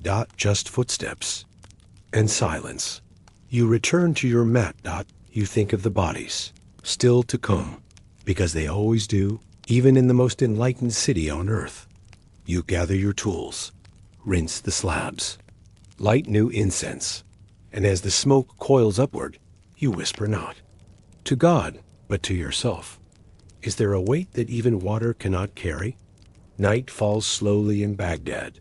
The last rays of sun skim the dome of the great mosque, its tiles glinting briefly before vanishing into shadow. The city softens. Candles flicker in latticed windows. Distant chants drift through the alleys. Even the cats move more slowly, as if obeying some unseen hush that settles over the streets. You close the washhouse for the night. The floor is clean, the stone slabs rinsed, the buckets stacked, the linens folded. You light a small oil lamp and sit on the bench outside, beside the trickling basin. You wash your hands again, more from habit than necessity. The rose water clings to your skin, a thin reminder of everything the day held. It should be done. But your mind lingers on the vizier, on the marks, on the quiet way his body left, like something being hidden, not honored. You tell yourself, as you always do, your task is not judgment. But tonight, that feels thinner than usual. The moon rises, full, bright, the kind of light that softens hard walls and makes even stone seem gentle. You think back to when you first learned this craft. You, young, and your father was the washer. You hated the smell, the silence, the weight of death. But he was kind. He said, "This work is not about death. It's about mercy." You believed him then, and most days you still do. But sometimes on days like this you wonder. You think of how many you've washed, how many you touched who were never touched gently in life, how many you covered in white cloth, hoping they were remembered as more than bruises and silence. You think of all the secrets sealed beneath those folds. Once found a scar shaped like a bird beneath a man's rib. You once washed a woman who had the name Layla tattooed behind her ear. You once found a tooth tucked inside the folds of a child's robe, as if someone had hoped it would follow him into the grave. These are the things you carry, not just with your hands, with your memory. And memory has a scent, a weight. You look at your hands now, clean, steady, wrinkled from years of water. These hands have not held riches, have not built homes, have not lifted swords, but they have washed hundreds of the dead. And in that, perhaps, is a different kind of power, a quieter one, a truer one. You rise and pour the last of the water from the basin into the ground, an old tradition. A return, dust to dust, water to earth. You step back into the washhouse one last time, just to check. It is empty dot, still dot, but in the corner, lying where it was left by the last mourner, is a single rose. Fresh, red. Unopened dot, you don't know who placed it there, but you pick it up, and you understand? Because the work is never just about scrubbing skin or reciting verses dot. It is about the silence that follows, the tenderness that remains, and the hope that, even in death, someone is still seen. You blow out the lamp. The night deepens dot, and the scent of rosewater lingers, curling through the dark like a prayer half-spoken. 6. The plague bell carrier of medieval. Venicit is the year 1349. Venice is quiet in a way that cities should never be. The canals lie still beneath their bridges. The gondolas are few, their oars creaking like bones. Pigeons gather in the Piazza San Marco, pecking at nothing. The scent of brine from the lagoon mixes with something sweeter and far more terrible. Death. It's everywhere. And you walk through it with a bell tied to your belt. You are not a doctor, not a priest, not a soldier. You are something more practical and far more feared. You are a plague bell carrier. Your job is simple. Walk the streets and ring your bell. Let the people know death is near. Let them hide. Let them prepare. Let them pray. Or run. The bell is small, made of iron, tied to your waist with a strip of leather. When it rings, doors slam. Curtains are drawn. The cobblestones empty. Because they know what follows. You do not walk alone. Behind you comes the cart wooden, stained and creaking under its load. Bodies, some wrapped in blankets, some naked, some twisted, mouths open as if frozen in final protest. Some tiny, some massive, all still. The cart is pulled by a mule with a white stripe down its nose. You call him Luca. He is the only one who doesn't flinch when you pass. You are paid by the city, one of the few jobs that still offers coin. Others fled long ago. Merchants, nobles, scribes. Even some priests have vanished into the countryside. But you remain, not because you are brave, not because you are holy, but because you have no choice. You lost your wife in the first wave, then your son. And when you buried them yourself in a shallow grave near the canal, you understood something. The dead must still be carried. And no one wants to touch them. Except you. Your hands are blistered from the cart's handles. Your face always burns with the scent of vinegar-soaked cloth. You wear a tunic soaked in lye and a leather mask you stitched yourself, lined with dried lavender and orange peel. The plague does not care, but it helps you breathe. You ring the bell again. A harsh metallic clang, not musical, just loud. A window above slams shut. A child cries behind a shutter. You stop at a door marked with a red X. 2 bodies lie outside, already beginning to bloat. The skin is blackened around the lips. Buboes swell along the neck. You do not touch them barehanded. You wrap them in rough cloth, careful not to tear it. You lift the smaller one first. A girl, maybe 10. She is light, too light. You place her gently on the cart. Then the man. You do not know if they were father and daughter. You do not ask. You ring the bell once more and move on. You pass the square. Where the market used to be, the stalls are gone. The statues of saints seem to weep with mildew. You pass the church. The doors are chained shut. Too many died there in the first month. No more sermons. No more incense. You used to pray. Now you ring the bell. You reach the plague pits just beyond the city wall. The air shifts. It always does here. It smells of rot and ash. A few men wait at the edge with shovels. They nod. No words. You lift the bodies, one by one. You place them in the trench. There are no prayers. Only the sound of flies. The shovels move quickly. Earth falls like rain, heavy, Final dot, you do not look back dot as you return into the city. The bell is quieter. You walk slower. Your legs ache. You pass a woman kneeling on the street, scrubbing the stones with tears in her eyes. No one speaks to her. No one stops. You pause. She looks up, her eyes swollen red. You say nothing dot, just ring the bell once dot softly dot. She understands. You continue on. They rarely last long. Tonight, you find a man still breathing, lying among corpses. He blinks at you, barely able to speak. You hesitate. Normally, you leave them. You are not a healer. You are a remover. But he grips your wrist. Mio filio, he gasps. My son. You don't know what to do. You stay a moment longer than you should. And in that moment, he dies. Just like that. You close his eyes and ring the bell. The next morning arrives without color.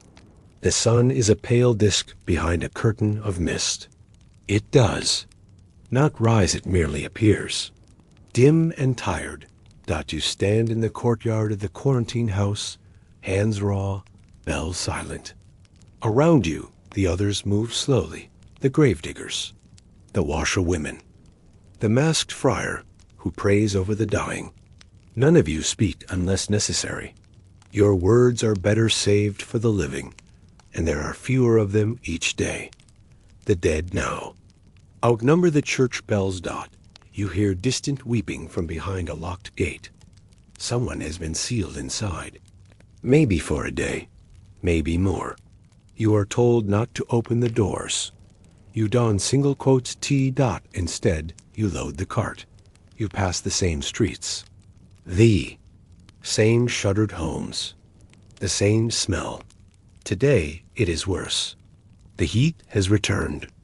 It brings with it a smell like roasted meat, faint at first, then unmistakable.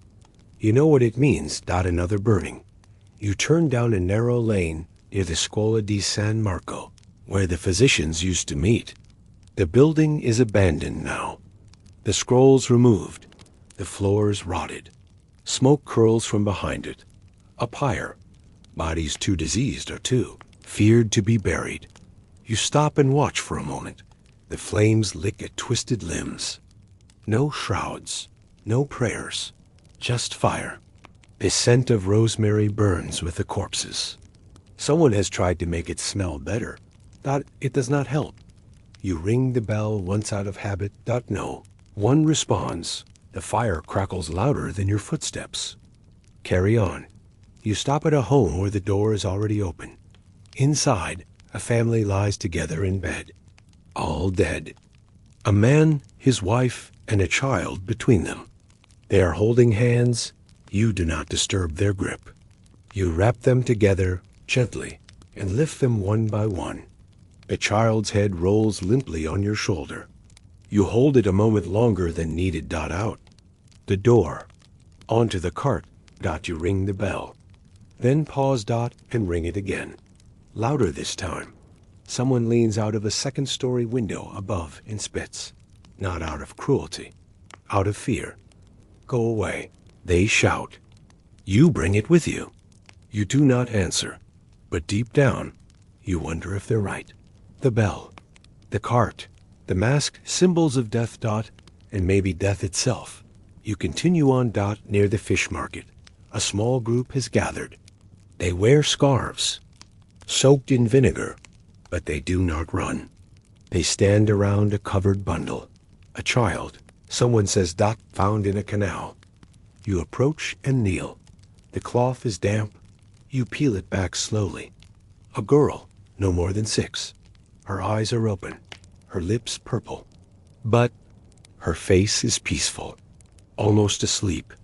One of the women steps forward. Can you take her? You nod. She has no one left. You don't ask who she was.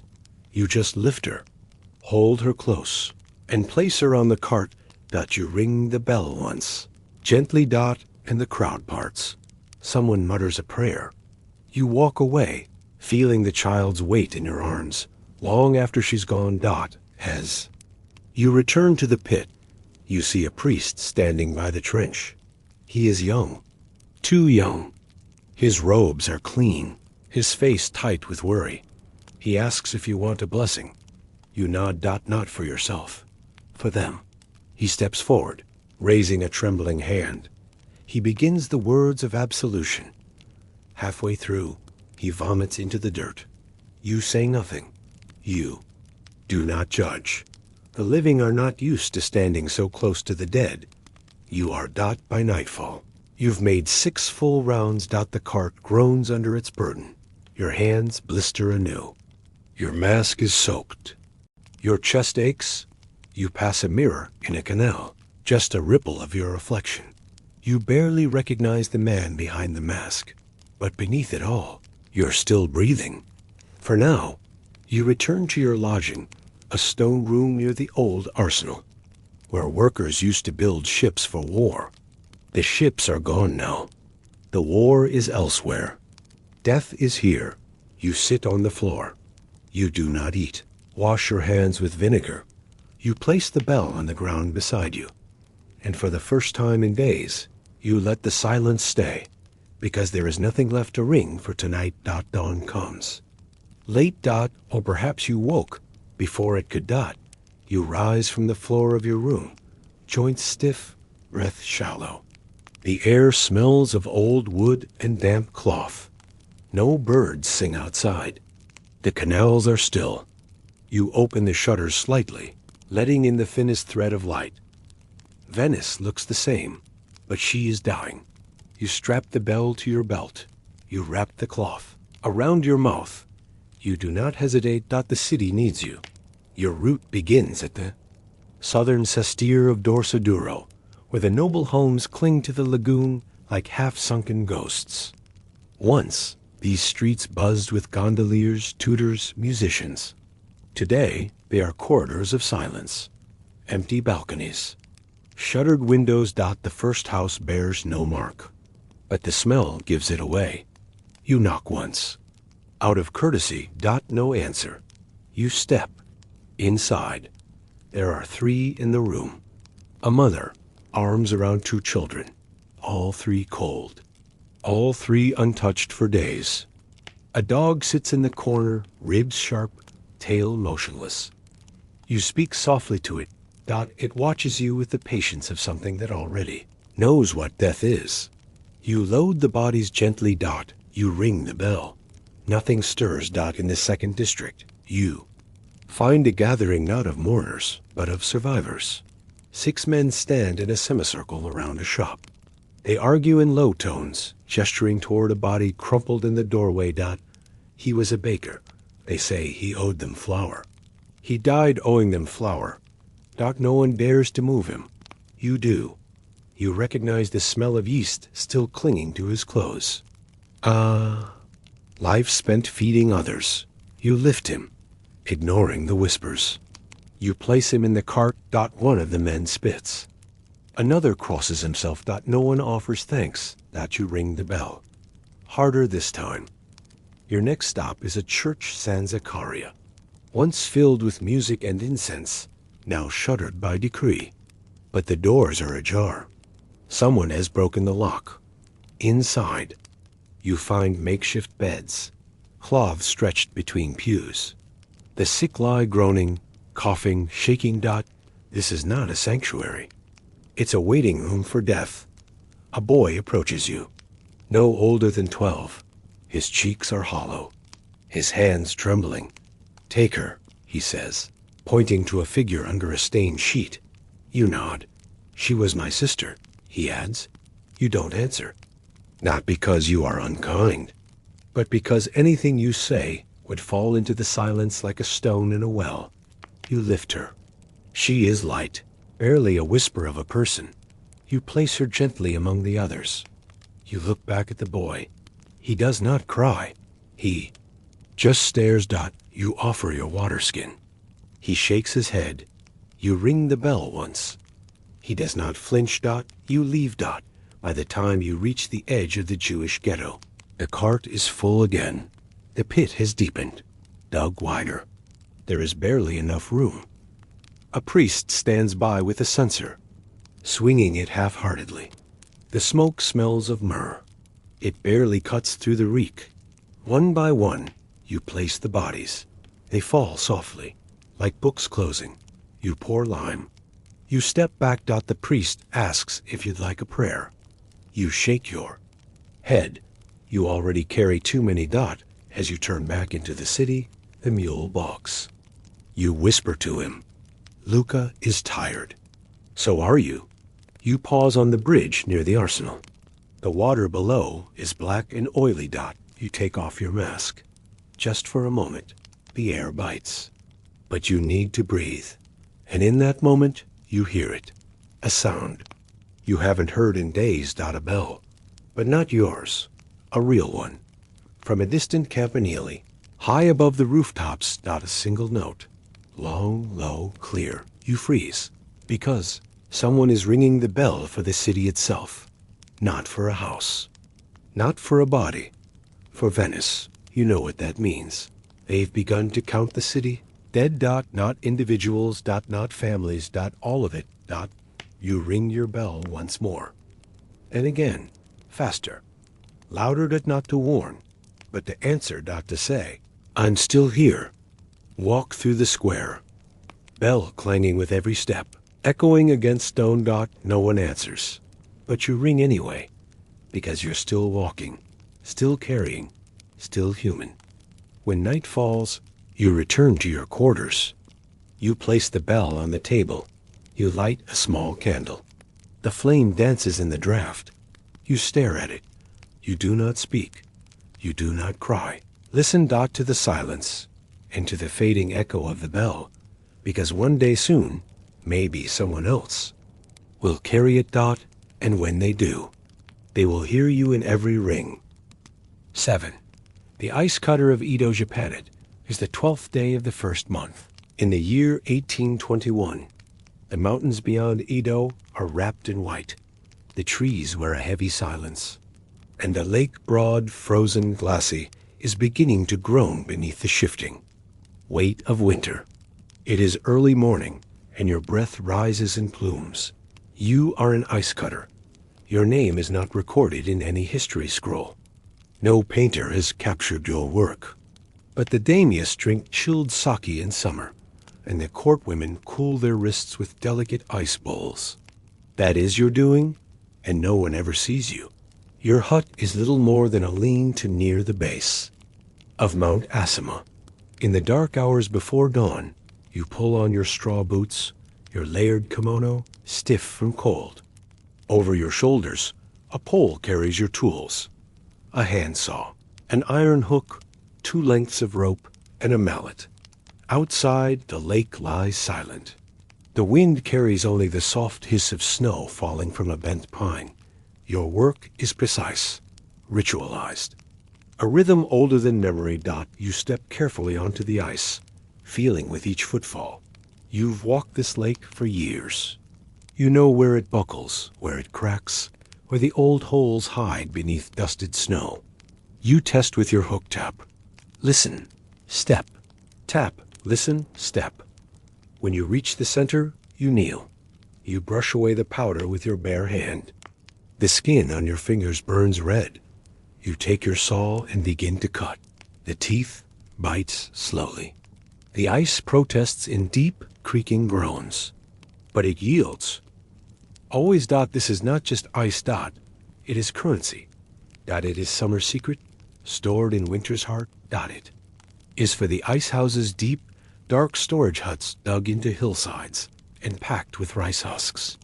There, your blocks will sleep through spring, waiting to be summoned by those who never touch snow. Your first block lifts clean. You slide the hook through the hole, grip tight and tug.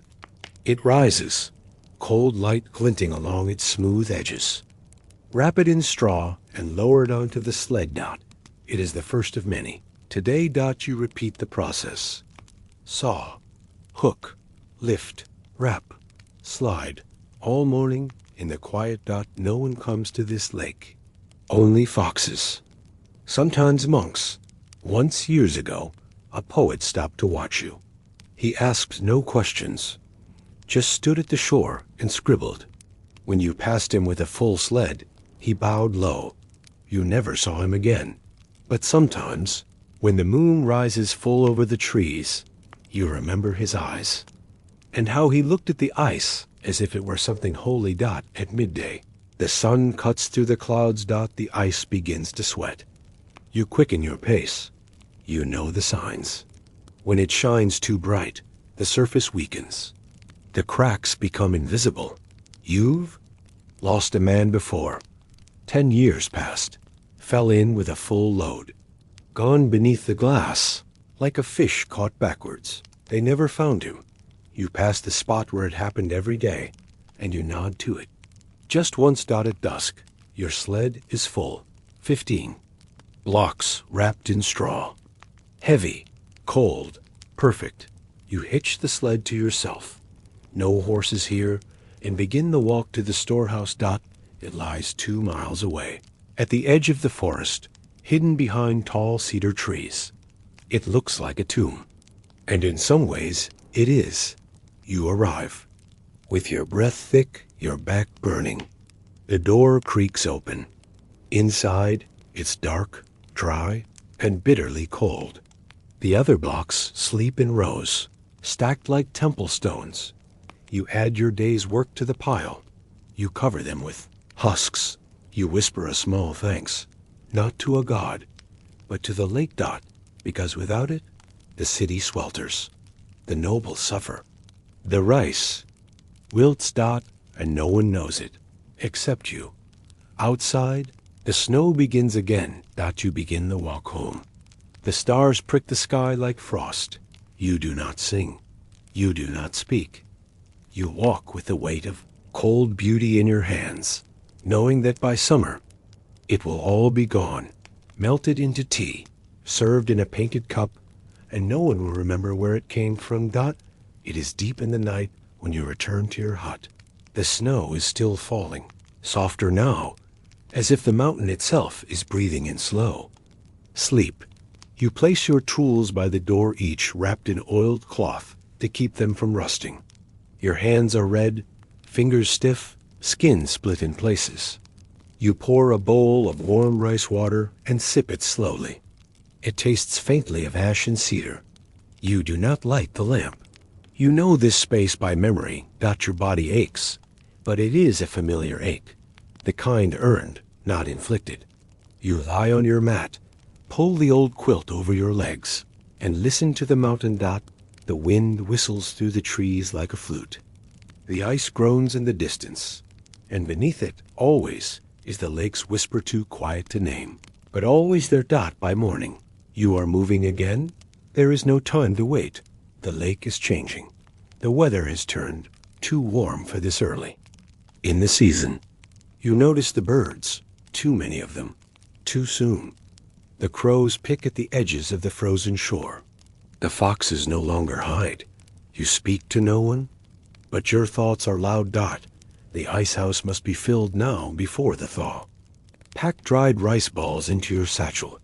Wrap your wrists in cloth, and return to the lake. The path is different. Today. Too soft beneath your feet. You pause, tap, listen. The ice still sings, but higher now, thinner. Walk slower. You cut fewer blocks.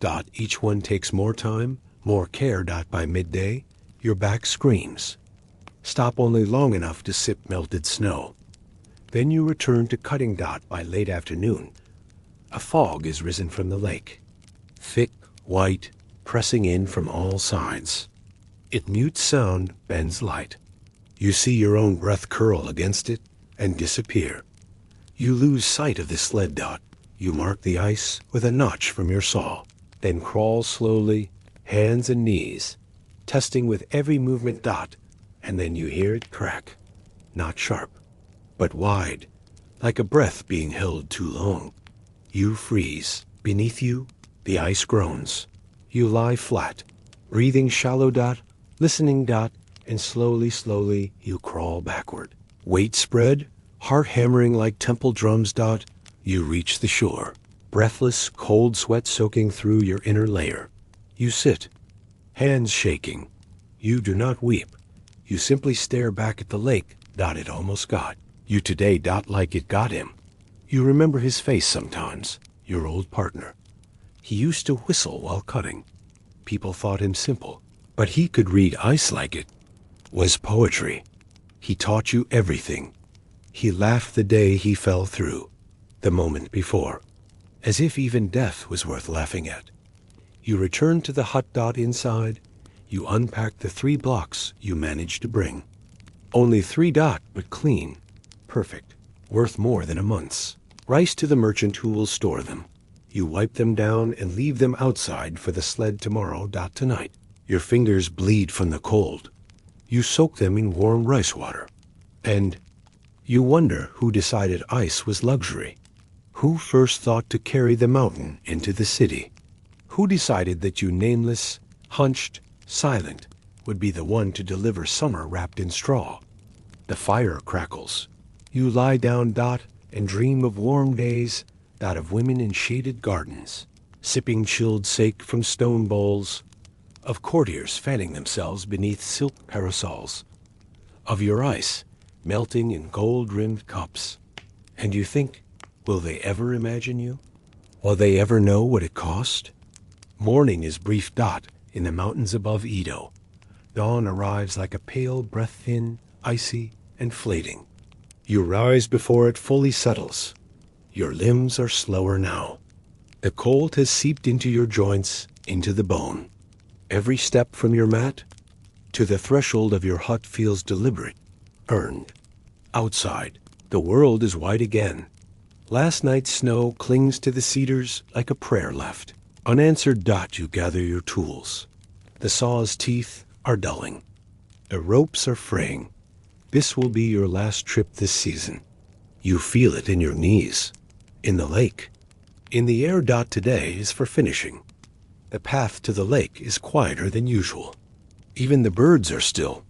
You cross beneath the torii gate that marks the edge of the sacred forest, not because you must, but because you always do.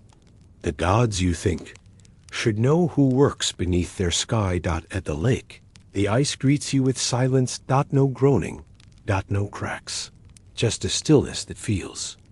2 final. Dot, you step carefully. Each movement is measured, slow. There's no room for mistakes today. You cut your first block. It's thicker than expected, deep blue beneath the surface. Clear, clean, beautiful. You slide it to shore. Wrap it in straw, mark its place. The second is harder. A crack runs through the edge. It fractures when you lift it. You let it go. 3rd block lifts clean, smooth. You almost admire it. Almost. Dot, but ice is not for gazing. It is for storing, for selling, for vanishing. You finish before midday. Dot, 7 blocks. Not many, but enough.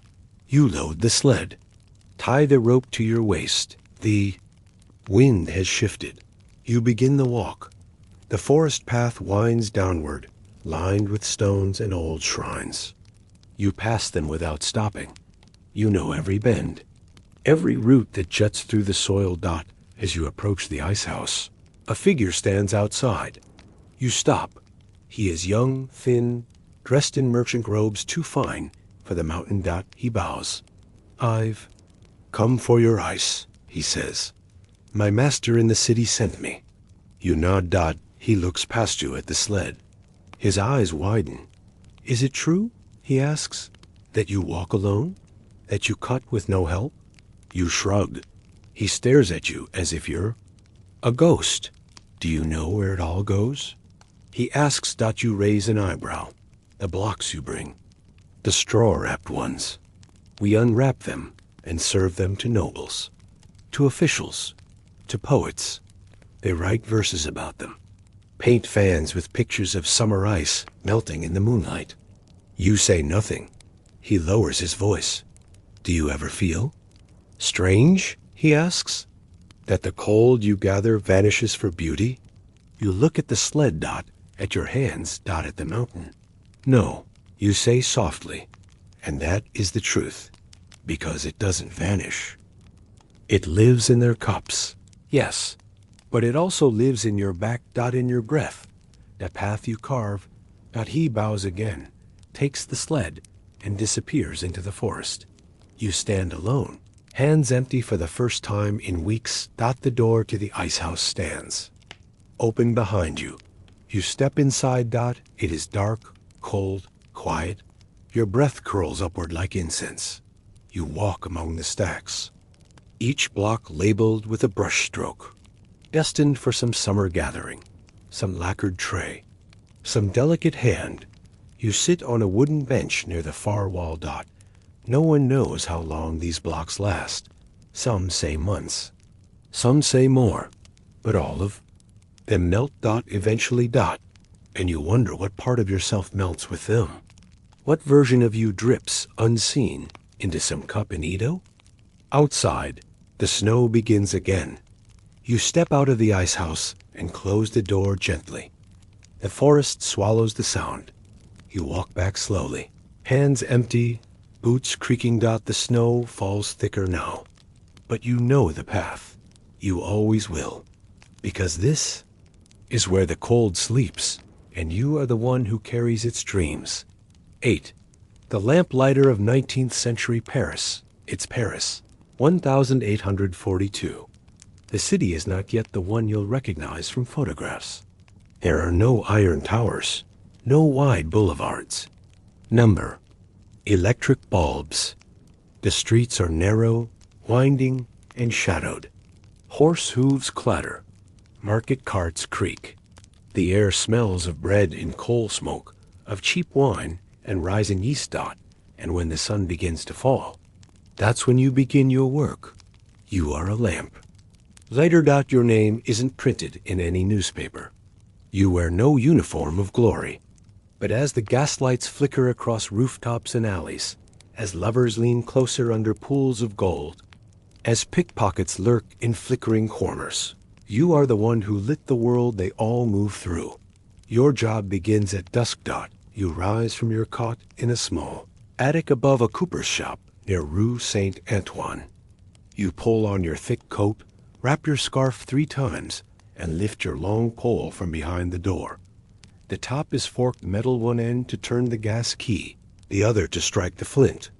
You carry a leather pouch of oil, a rag soaked in lamp, grease, and a sandwich of onion and cold. Meat wrapped in newspaper. The cold is sharp as you descend the stairs. Outside, the street is already dimming. The sky glows pale lavender, the city preparing for its soft transformation. You begin at the far corner of your route, near the Place des Vosges. The first lamp is always stubborn. You hook the top of the lantern, lift the glass, twist the key. To release the gas and strike the flint, sparks fly. The flame catches. It flares for a moment, then settles into a steady, golden burn. You lower the glass gently. One done. Dozens to go. You move quickly. Each lamp is mounted on its post green. Iron, curled with flourishes, streaked with soot. Some lean, some hiss when lit. Some leak faint smells of sulfur. You know them all by name. That one near the baker's shop flickers when it rains. The one by the alley gate burnt out last winter and wasn't replaced for 2 weeks. The lovers. Lamp near the bridge always burns warm, always draws a crowd. You light them all. And as you do, the city changes. You see the glow chase away the gray. You see windows illuminate, one by one. You see children pause in their games to watch you work. Some wave. You nod back. This is your quiet theater. And for an hour each evening, you are the director of light. You walk the cobbles with careful steps. The stones are slick with damp. The horses pass too close. The chimney smoke stings your eyes, but you do not stop. You pass an old man selling roasted chestnuts. He nods. You nod. You pass a woman sweeping her steps. She pauses, holding her broom. You pass a group of boys sitting on the curb. One whistles. You light the lamp above their heads. They cheer softly, as if it were magic. You say nothing, but your heart lifts slightly. You reach the Seine. The water reflects the sky. The lamps, the cathedral. The light dances in the ripples. You light the bridge lamps one by one. People cross behind you, workers returning home. A soldier with a violin case. A woman carrying a covered basket. None of them notice the quiet flame that blooms behind them as they pass. But you do. You light the final lamp near the edge of the Latin quarter dot, and then pause. The flame crackles. Settles. Your work is done for now. Later, near dawn, you'll walk this same path in reverse, extinguishing each one. One by one, you'll turn the key. Watch the flame die. Lower the glass. Move on. But for now, you stand in the golden, quiet. The city is alive. And you lit it. Not with fanfare. With quiet care. You sit on the edge of the fountain and unwrap your sandwich. The onion is strong. You eat slowly, the heat of the lamps warming the air. You do not think of electricity. Of change, of the coming metal wires and switchboards. You think only of the next route. The next night, the next flame. Because the city forgets quickly. But you remember, and every light they see in the dark, it begins in your hand. Midnight in Paris is not truly dark. Thanks to you. It glows. Not in grandeur, but in patches, soft halos, hanging above cobblestones, draped in fog, broken by tree branches and balcony shadows. The city breathes differently.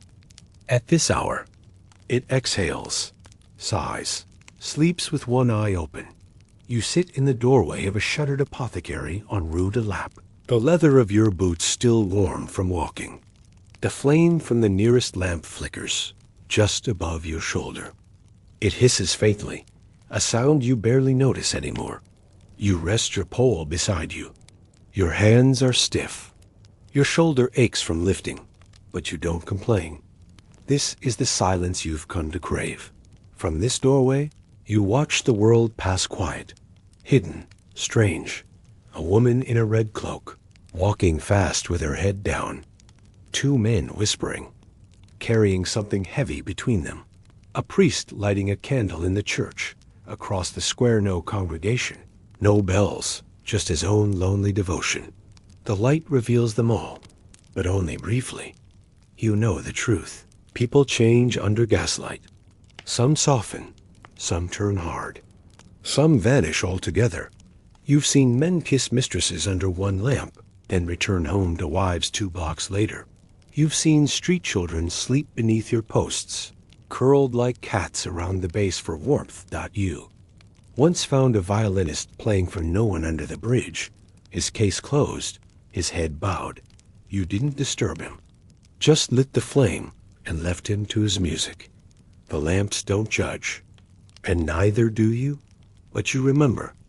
One night, 2 winters ago, you arrived at your final post to find a man slumped at its base. Thin coat, no shoes, frozen solid. One arm still raised, as if trying to reach the lamp you were about to light. You remember standing there, hand on the pole, unsure what to do. You lit the lamp anyway, because someone had to. The city needed to. Glow, even as it hid things in its light. They took him away in silence the next morning. You heard no name, no prayer, no mention in the papers, but you never forgot the way the flame danced above his head. As if trying to warm him. As if ashamed.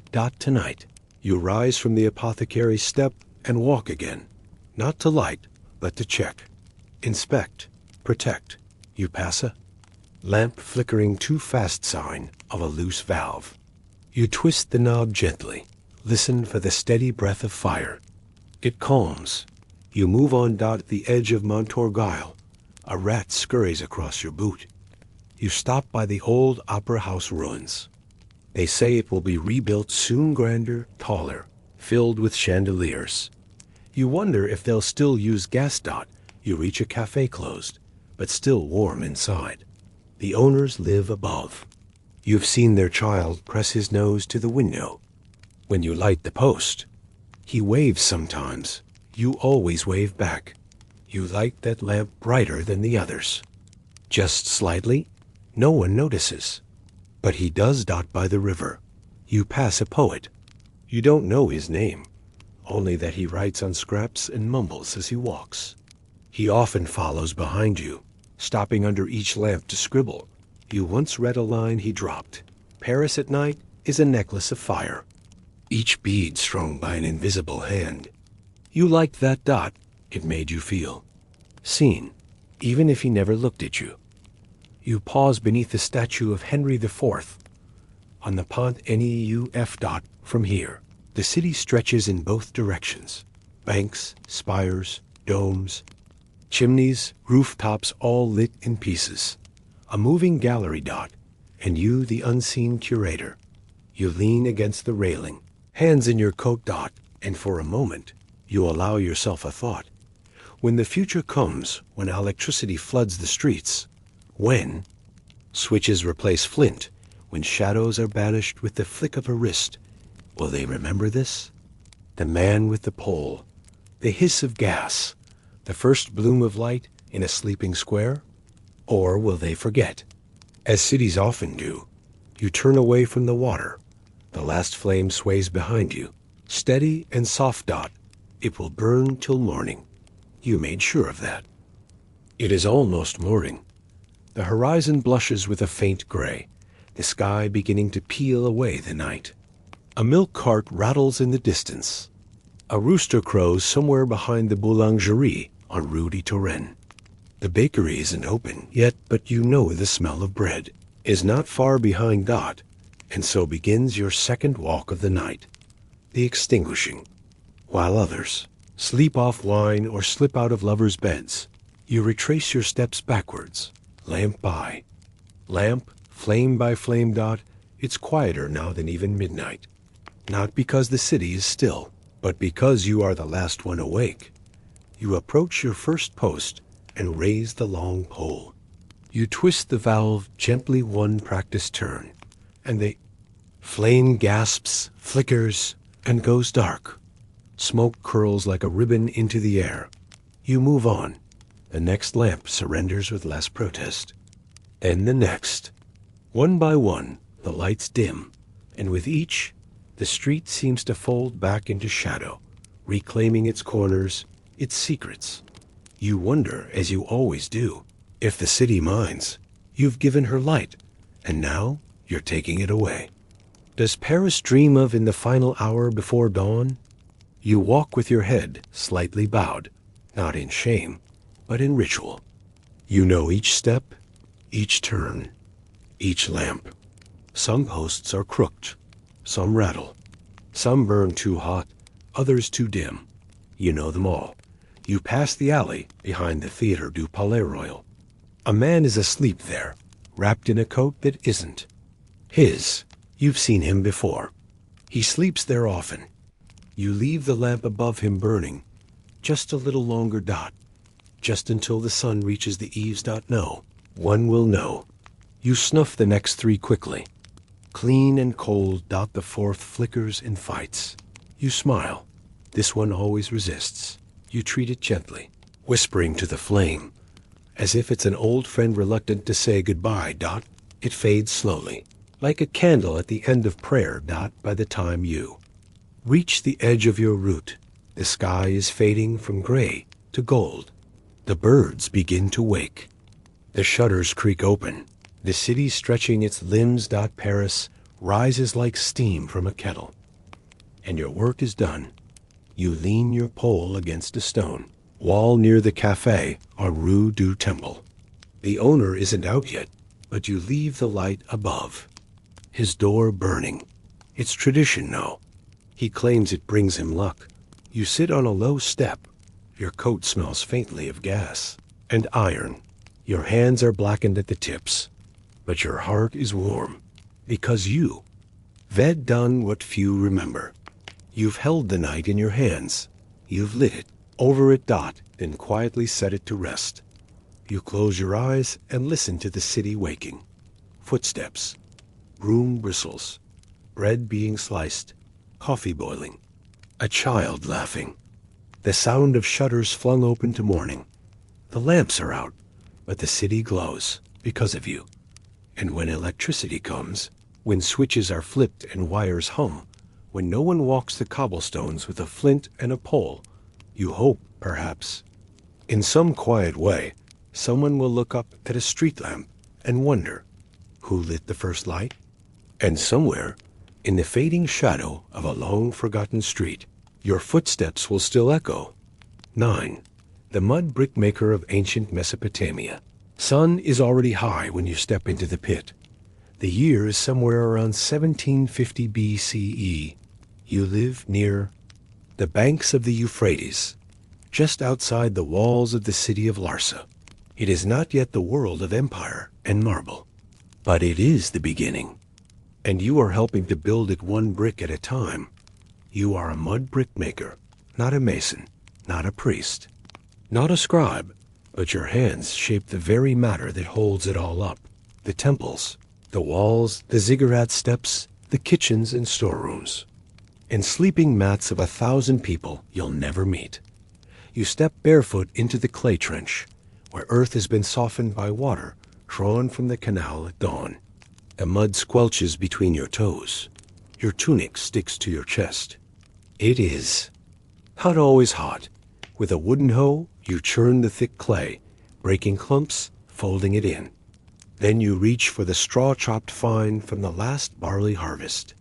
You scatter it across the surface, watching it sink slowly into the mix. Straw is what keeps the bricks alive. Without it, they crack under the sun.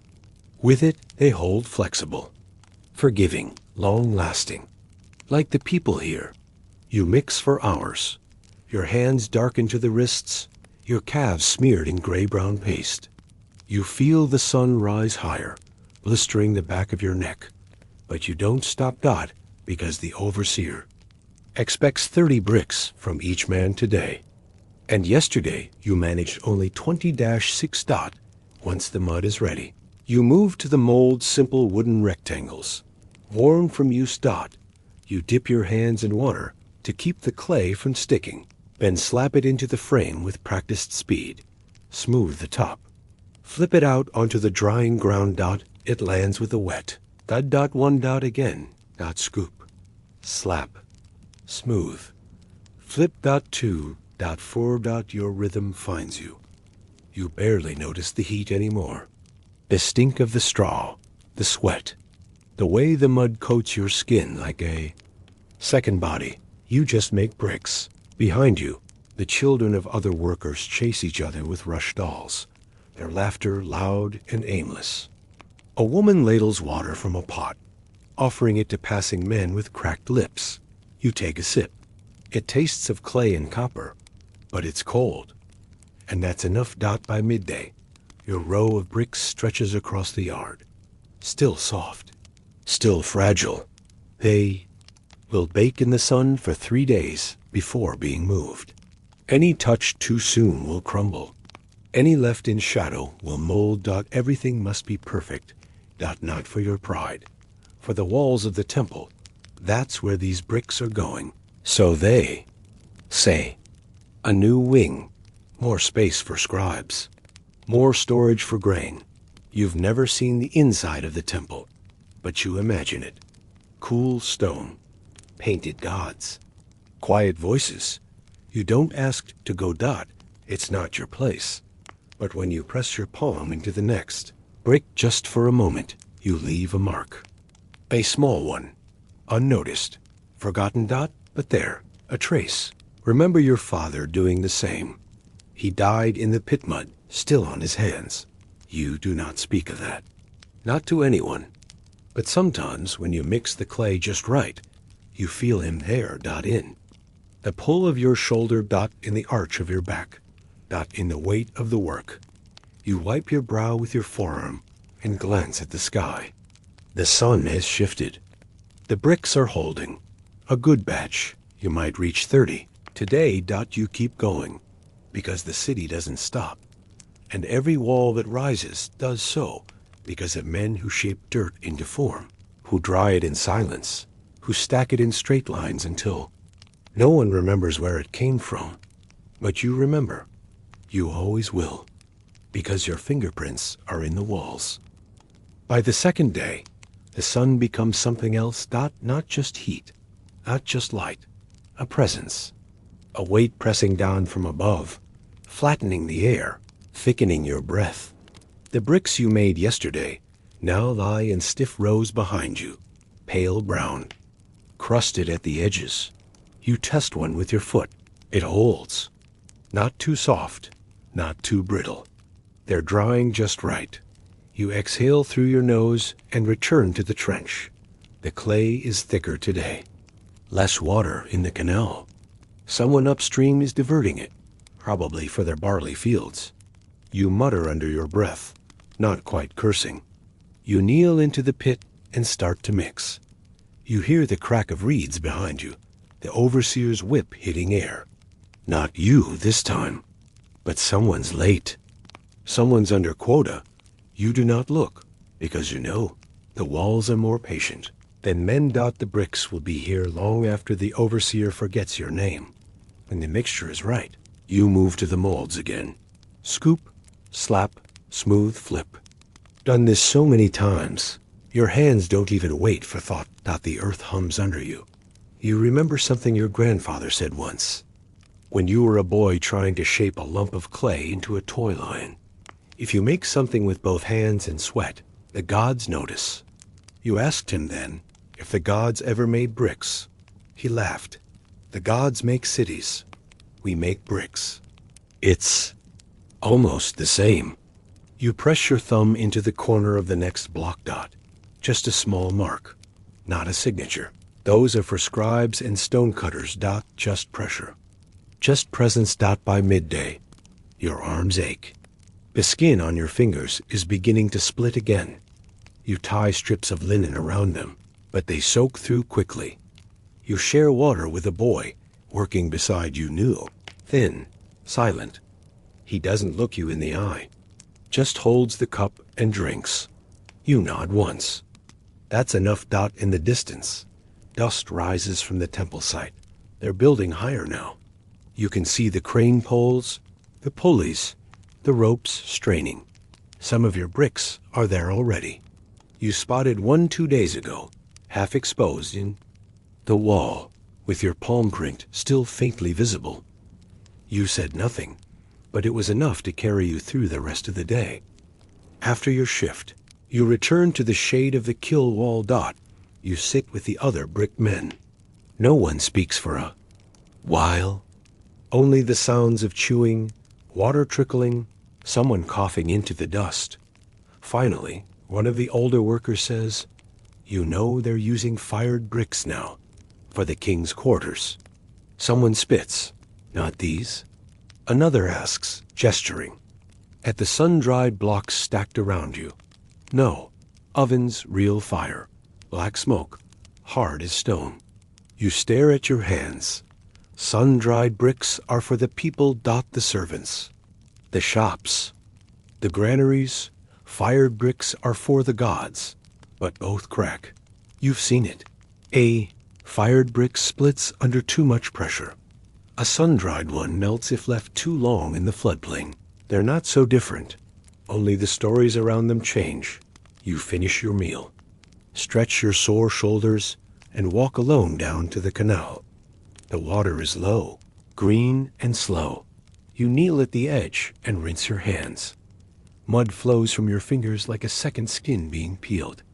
You scoop water and splash. Your face tastes of silt and reeds, of the past, of the flood.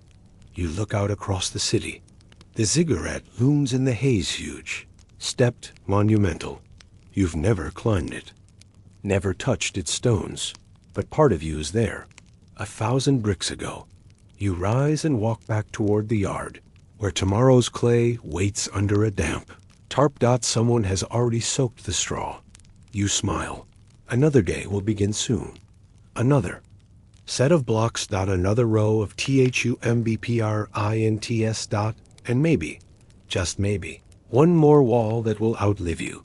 The wind has shifted. You smell it before you feel it. A dry eastern gust that carries the taste of salt and sand, sweeping over the mud yard where the bricks dry in their silent rows. It always comes like this, uninvited, unrelenting, scouring the fields, softening edges, whispering reminders that even the strongest walls are only temporary. You shield your eyes and keep working. The bricks you made yesterday are ready to move, hardened by sun, still warm to the touch. You stack them onto the sled two at a time. The rope bites into your shoulder as you pull it across the gravel yard to the builder's queue. Others are doing the same. Men you've worked beside for years, and men whose names you still don't know. No one speaks unless it's to shout a warning or ask for help lifting. Language here is built of gesture, strain, breath. You deliver your stack to the foreman. He nods, checks your count, marks it with a clay token. That token is your proof. Your labor, reduced to a mark, pressed into wet clay dot, you carry it back like a sacred thing. Because without it, the work doesn't exist out at the edge of the yard. Carts are already leaving for the temple. One groans under its load. The ox sways heavily. A boy prods it with a stick as the wheels creak toward the rising wall. You watch the temple for a moment, Dot. It's taller now. 3 full stories. The ziggurat grows slowly, each level lined with brick after brick, so neatly arranged that the seams vanish in shadow. Dot, no one will ever know which ones are yours. That's the way of it. Dot, your fingers shape the future, and yet the future forgets your hands. But still, you make bricks. You return to the trench. There's more clay to mix, more straw to fold in, more earth to knead until it gives in and agrees to hold form. A man next to you grumbles his knee has given out. He ties a strip of palm fiber to keep it straight. You offer him a handful of cool water. He takes it without thanks. That's fine. You didn't offer it for praise. You both return to the mud, Dot. By now your body understands the hours. You don't look at the sky.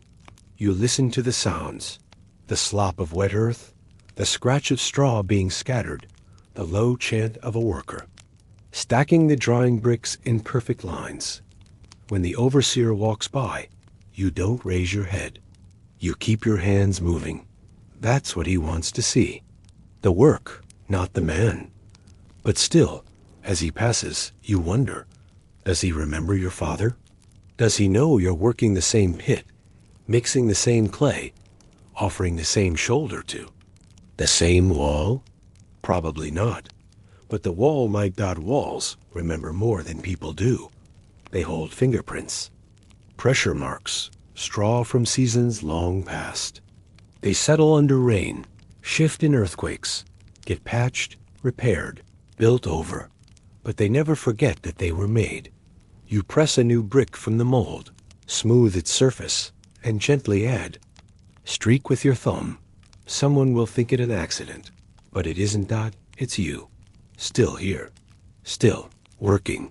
Still shaping a world that may never speak your name, but cannot stand without you. Dot, by nightfall, the yard is quiet again.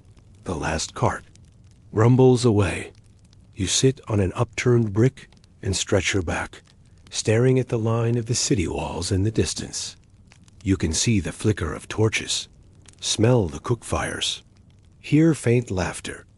Inside those walls are priests, merchants, soldiers, scribes. But out here, in the dust, in the clay, in the rows of bricks sleeping beneath the stars, that's where the city truly lives. Not in its scrolls, not in its gods, but in its dust-pressed heartbeat. And in the hands that shape it. Even now, as your eyelids droop, your shoulders sink, and your body leans into sleep, you dream of brick, not because you love it, but because it remembers you. In silence, in sun. Asterisk, asterisk, in wall. 10. The gong farmer of Tudor England. It's midnight in London. Not the London of lanterns and newspapers. Not yet. This is the London of Tudor England, of muddy lanes, timber-bird buildings, chamber pots emptied into streets, and the thick, bitter stench that clings to every breath. The year is 1532. Henry VIII is still married to his first wife for now. The plague has not come back this season yet, and the city sleeps. But you, of course, are just waking up. You are a gong farmer, of the most invisible and necessary workers in the kingdom. Your job? Simple. You dig through centuries of human waste, not metaphorically. You literally climb into cesspits and shovel them out. You rise from your cot in the back of a tanner's alley, wrap your face with a strip of damp cloth soaked in rosemary and strong ale, an old trick for dulling the smell, and gather your tools: a wide-bladed shovel, a stout wooden bucket, and a torch with a thick, slow-burning head. You wear no shoes. Boots are useless where you're going. The soles would only soak and rot. The pit is 3 streets away, behind the baker's house. They set word that it's full again. No one's touched it in years. The privy backs up against a crumbling wall, and you know, just from the way the stones smell, that this one is going to be a difficult job. City is dark. The moon hangs low, and the Thames glows faintly like a dirty mirror. A cat slinks across a roof. Somewhere, a drunk sings softly to himself. You walk through it all unnoticed, which suits you. People don't want to know who you are, even when they pay you handsomely to do what they'd never dare. When you arrive at the pit, the smell hits before. You lift the lid, thick, oily, deep, a scent that doesn't just strike the nose, it wraps around your brain. The kind of stink that lingers in your beard, your fingernails, your dreams. You light your torch and wedge it between 2 bricks. Then you open the lid, and there it is. The night soil. Years of it, layers of excrement, straw, rotted food, broken pottery, cloth rags, bones, the occasional lost coin or tooth or toy. Somewhere down there, a mouse skitters. You hear it squeal, then vanish. You lower yourself in, slowly, 1 foot, then the other. The muck reaches your knees, then thighs. You keep going. You dig, you lift, you pour, bucket after bucket, hand it up to your assistant, who pours it into the cart. The sludge slaps the wood, thick and unforgiving. The torch flickers. The walls sweat. The stones around you are ancient Roman, maybe. This pit could be hundreds of years old. You wonder for a moment who built it, who used it, who sat here centuries before and never imagined someone like you had come to clean their filth. The thought vanishes when something large and soft brushes your leg. You do not investigate. You keep digging. You find half a pipe, a rusted knife, a bone too large for comfort. You keep digging. After an hour, your arms ache. After 2, your fingers cramp. After 3, your assistant vomits in the alley and begs to be dismissed. You nod. He runs. You are alone now. And still, you dig, not because you enjoy it, but because this is your work, and someone must do it. You shovel until the pit is half empty. The worst of it gone, the sides visible again, the bottom lined with ancient brick. You pause. Rest your arms on the handle of your spade. Breathe through your mouth. Above, the moon shifts behind a cloud. The light changes. The city seems to breathe. You realize then that the air smells cleaner. Not good, but better. You've made progress. 1 pit, 1 night, 1 breath at a time. And as you lean against the wall of the cesspit, half sunk in the waste of a city that doesn't know your name, you wonder, who were they before this? Before waste, before filth. Before the gong farmer came. And will anyone remember that? Underneath all the royal robes and church bells and lace curtains, it's still you beneath it all, keeping the city from drowning in its own dirt. You close your eyes and dig again. It's just before dawn. The sky above London is pale and sickly blue, like cold porridge. Somewhere a rooster crows, but it sounds muffled, almost embarrassed, out of place in this part of the city. You're still at it. You're Legs have gone numb from standing in cold muck. Your arms move by habit now. Lift, scoop, dump, repeat. Each motion releases a puff of ancient stink that would cripple a lesser man. But you've built a tolerance. Not pride, just endurance. The cart beside the pit is nearly full. You've lined the inside with dry hay and branches. They don't do much, but they help keep the load from sloshing. You drag yourself out of the cesspit slowly, gripping the rim, careful not to slip. The torch is nearly out, its charred end glowing dimly like a dying coal. You stamp it against the stone and let the darkness settle. Above ground again, you breathe deeply, but not through your nose. You untie the cloth from your face. It's stiff with filth. You drink a bit of vinegar from a flask. It bites your tongue, clears your throat. It's the only thing that helps. You look at your cart and consider the weight. There's more to do. The waste must be hauled out of the city to the dumps beyond Bishopsgate, where the fields begin. The farmers will take it for compost. They call it night soil, and in a way, that's exactly what it is. The city's shadows, turned into food. You sling a thick cape over your shoulders, something to keep the wind off. Your tunic is already ruined. You climb onto the cart and take the reins. The horse is used to the smell. It doesn't flinch. The wheels groan as they turn. The city shifts around you. And for a moment, you feel something odd ownership. This is your domain. No one else sees this side of London. Not the priests, not the nobility, not even the butchers or barbers, only you. You know where every pit is, every hidden drain, every broken privy behind a merchant's house. You know which cellars leak, which floorboards creak under too much weight, which taverns keep clean outhouses, and which dump directly into the Thames when no one's watching. You are the memory of the city's bowels, and it remembers you in kind. As you roll through narrow lanes, people draw their curtains. You hear a few doors latch softly.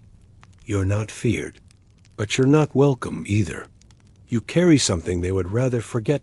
Sometimes, when the wind is wrong, people curse under their breath. You've heard gong devil more than once. You ignore it, because you know something they don't. There's a world underneath this one.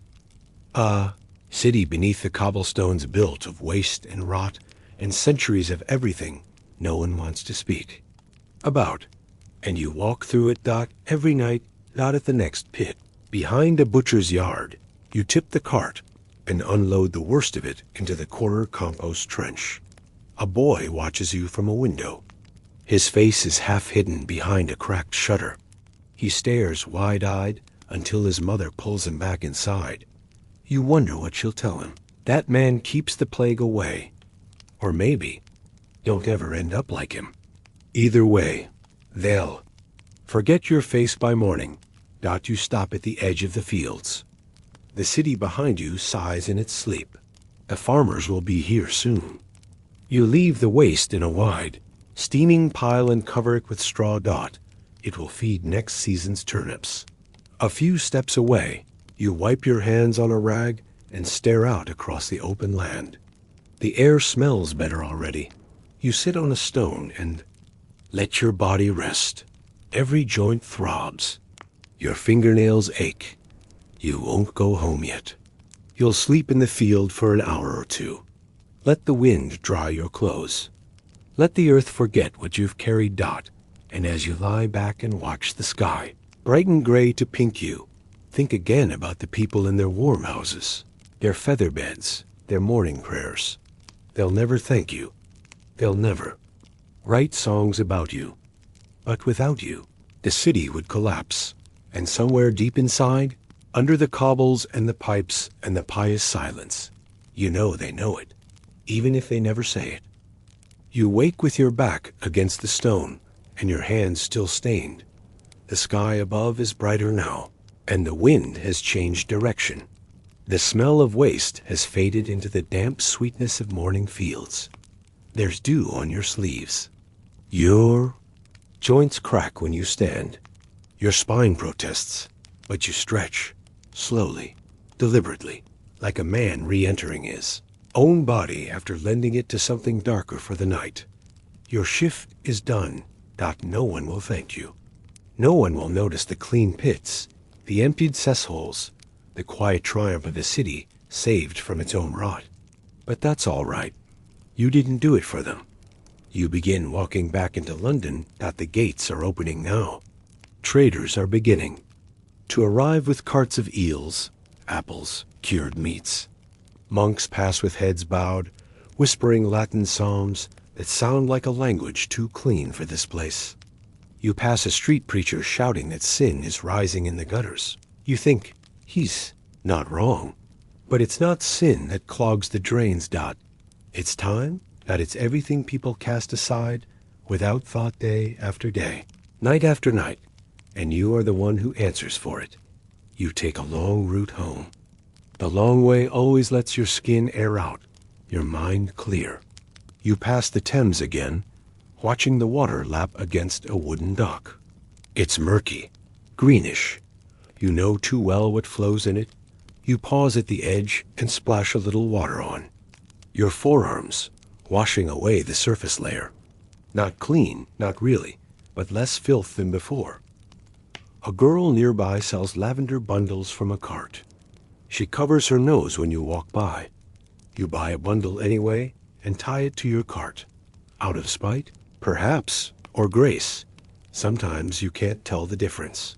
Back home, you store your shovel in the corner. You scrape the worst of the grime from your tunic and hang it in the doorway to dry. It will never smell fresh again, but it's yours. You eat a little bread, soak your feet in vinegar, lie down on the cot.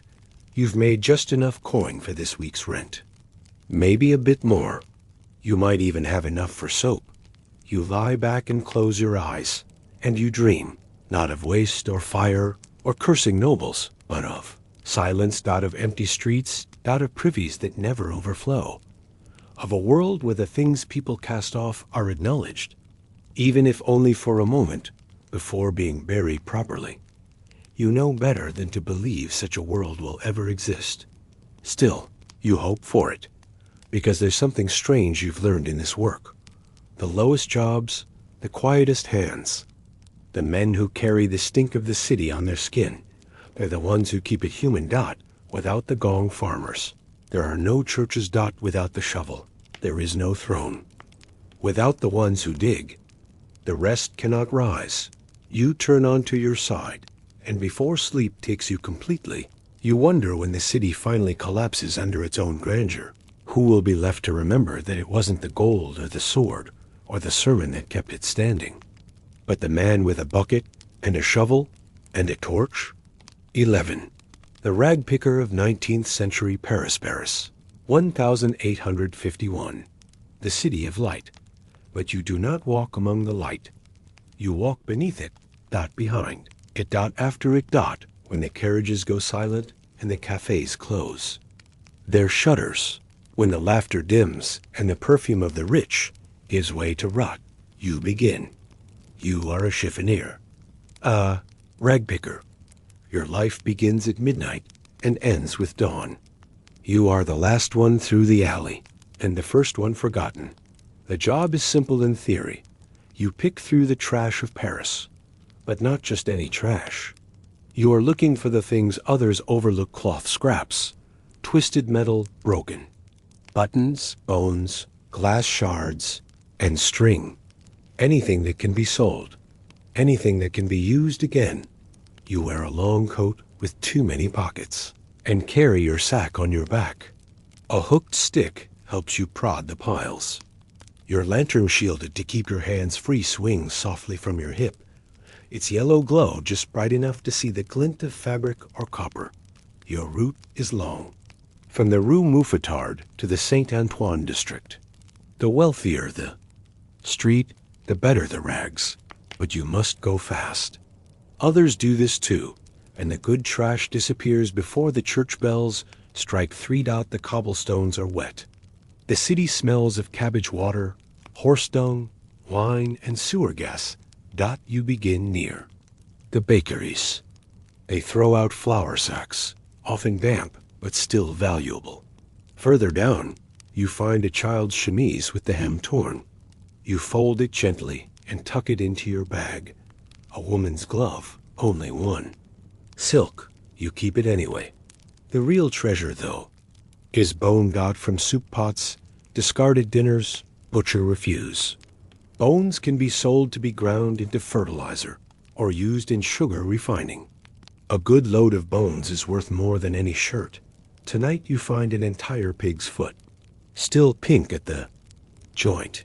You wrap it in newspaper and save it for last. The man who buys bones prefers them fresh. You keep walking. Woman calls out from a window above you. She thinks you are a thief. You tip your cap, mutter an apology, and move along. They often confuse you for something worse. But you are just what? The city made you. Someone who survives on what it throws away. Your feet ache. The leather in your shoes is worn thin. Your fingers are stiff from cold. Still, you sort with care dirty napkins from rag, newspaper from silk. Metal buttons go in a side pouch. You know what you're doing. You've done it for years. You work in silence. But all around you, the city murmurs. You hear the dogs digging too. The clatter of hoofbeats in the distance.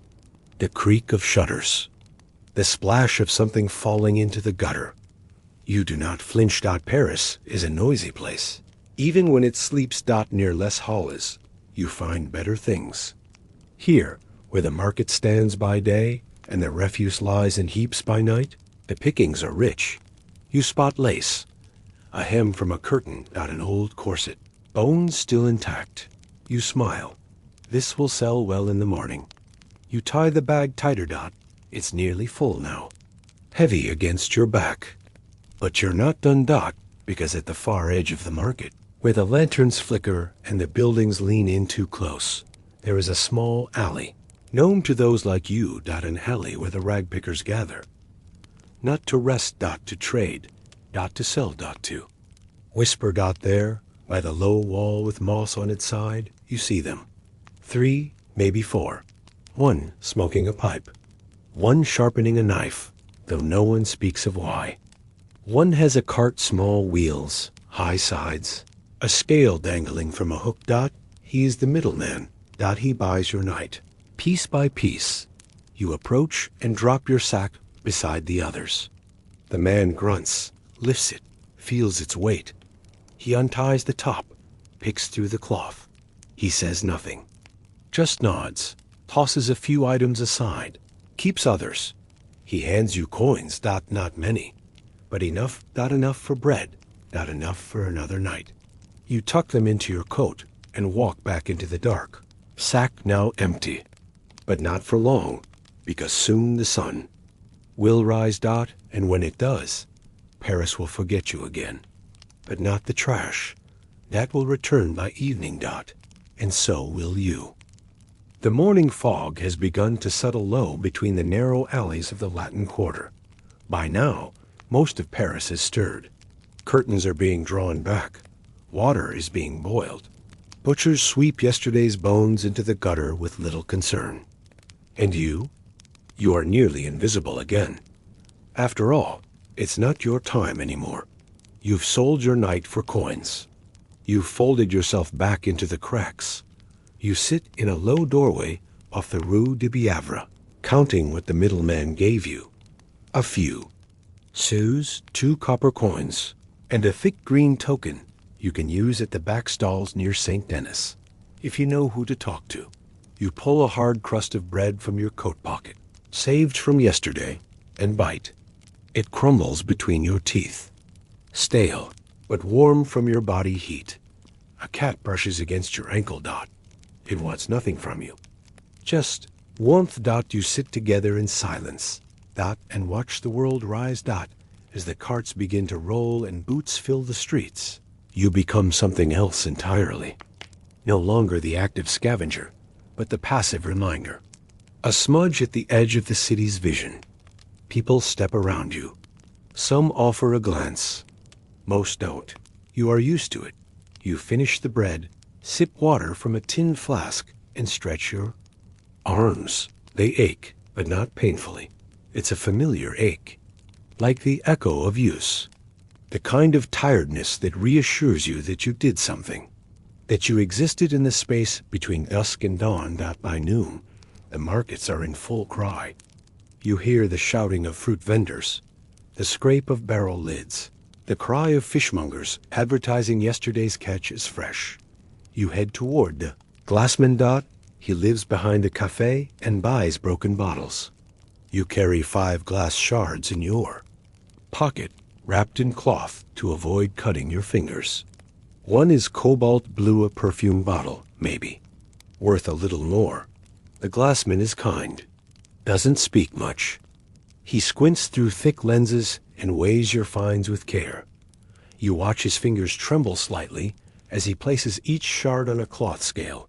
He gives you 4 sous and a nod. You thank him and leave. Further up, you stop by a cellar window low, almost hidden. Behind it lives a woman who mends things. She'd take the silk glove, even just one, and the strip of lace. She might even rework the corset bones into fan supports. You knock once, wait, knock again. A small panel slides open. 2 eyes peek through. You hold out the glove. She takes it. The panel shuts.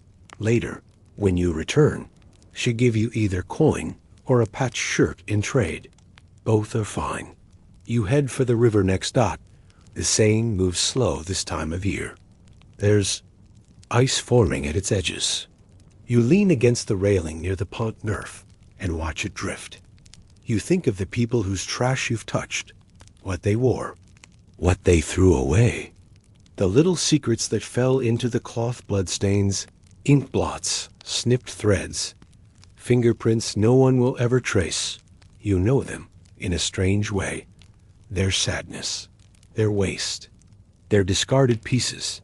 And sometimes when the moon is just right and the streets are quiet, you wonder, are they so different from you? Or are you just the city's memory? The one who picks up after it's sleepwalking, the one who knows it better than it knows itself, not the monuments, not the boulevards, but the underlayers, the lint, the bone, the broken string that once held everything. Together, you return to your corner near the tannery by dusk, the same spot you've slept in for 3 winters now. It's not much, but it's dry, and when the chimney smoke turns the air thick and warm, it even smells like safety. You lie down, pull your coat over your shoulders, and rest your head against your sack. Empty again, but not for long, because night is coming. And soon the city will close its eyes once more, and dream. And forget. And leave you its pieces. Night returns to Paris like a blanket soaked in smoke and wine. The gas lights flicker on, one by one, and the fog rises off the Seine. The city exhales. The clatter of hooves softens. Doorways close with a sigh. Candles flicker in windows. And somewhere beneath it all, in the long breath between day and night, you wake again. Not from sleep, exactly. More like you've been held still between uses, like the old bits of cloth you gather. You rise without ceremony. Pull on your coat. Shake crumbs from your sack. Light your lantern with flint and steel. Another round awaits. Tonight is colder. Your breath comes in clouds. The stones are slick. There's frost on the steps. But cold means less competition. Fewer scavengers. More to find. You begin near the opera house. The bins are richer there, wine corks, velvet scraps, bits of torn music scores. The wealthy have a talent for waste. One night you found half a violin. You remember it still.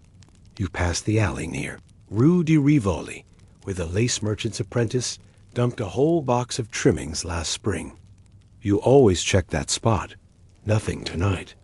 Just a frozen apple core and a cracked mirror. You take the mirror anyway. Someone will want it.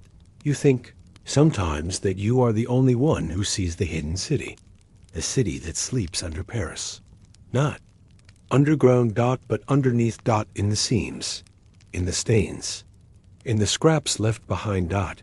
It's a city made of everything people deny. Whole world composed of threads and buttons and broken glass. And it speaks to you in silence. You pass another chiffonier, near the Rue des Rosiers. You nod. He nods back. You both keep walking. There's no need for conversation. Rag pickers speak with their eyes. Too much noise, and the night notices you. The police might notice too. You head for the alleys near the hospital's old bandages. Cotton. WRAPPINGS. Medical refuse. Dangerous, but profitable. You wear gloves here. Not always, but tonight, you find what you need.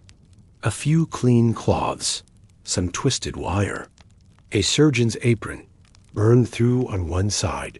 You keep it, not because it's useful, but because it reminds you that even the healers discard something, and that even rags carry stories. By the time you reach the tannery at the edge of town, your sack is half full.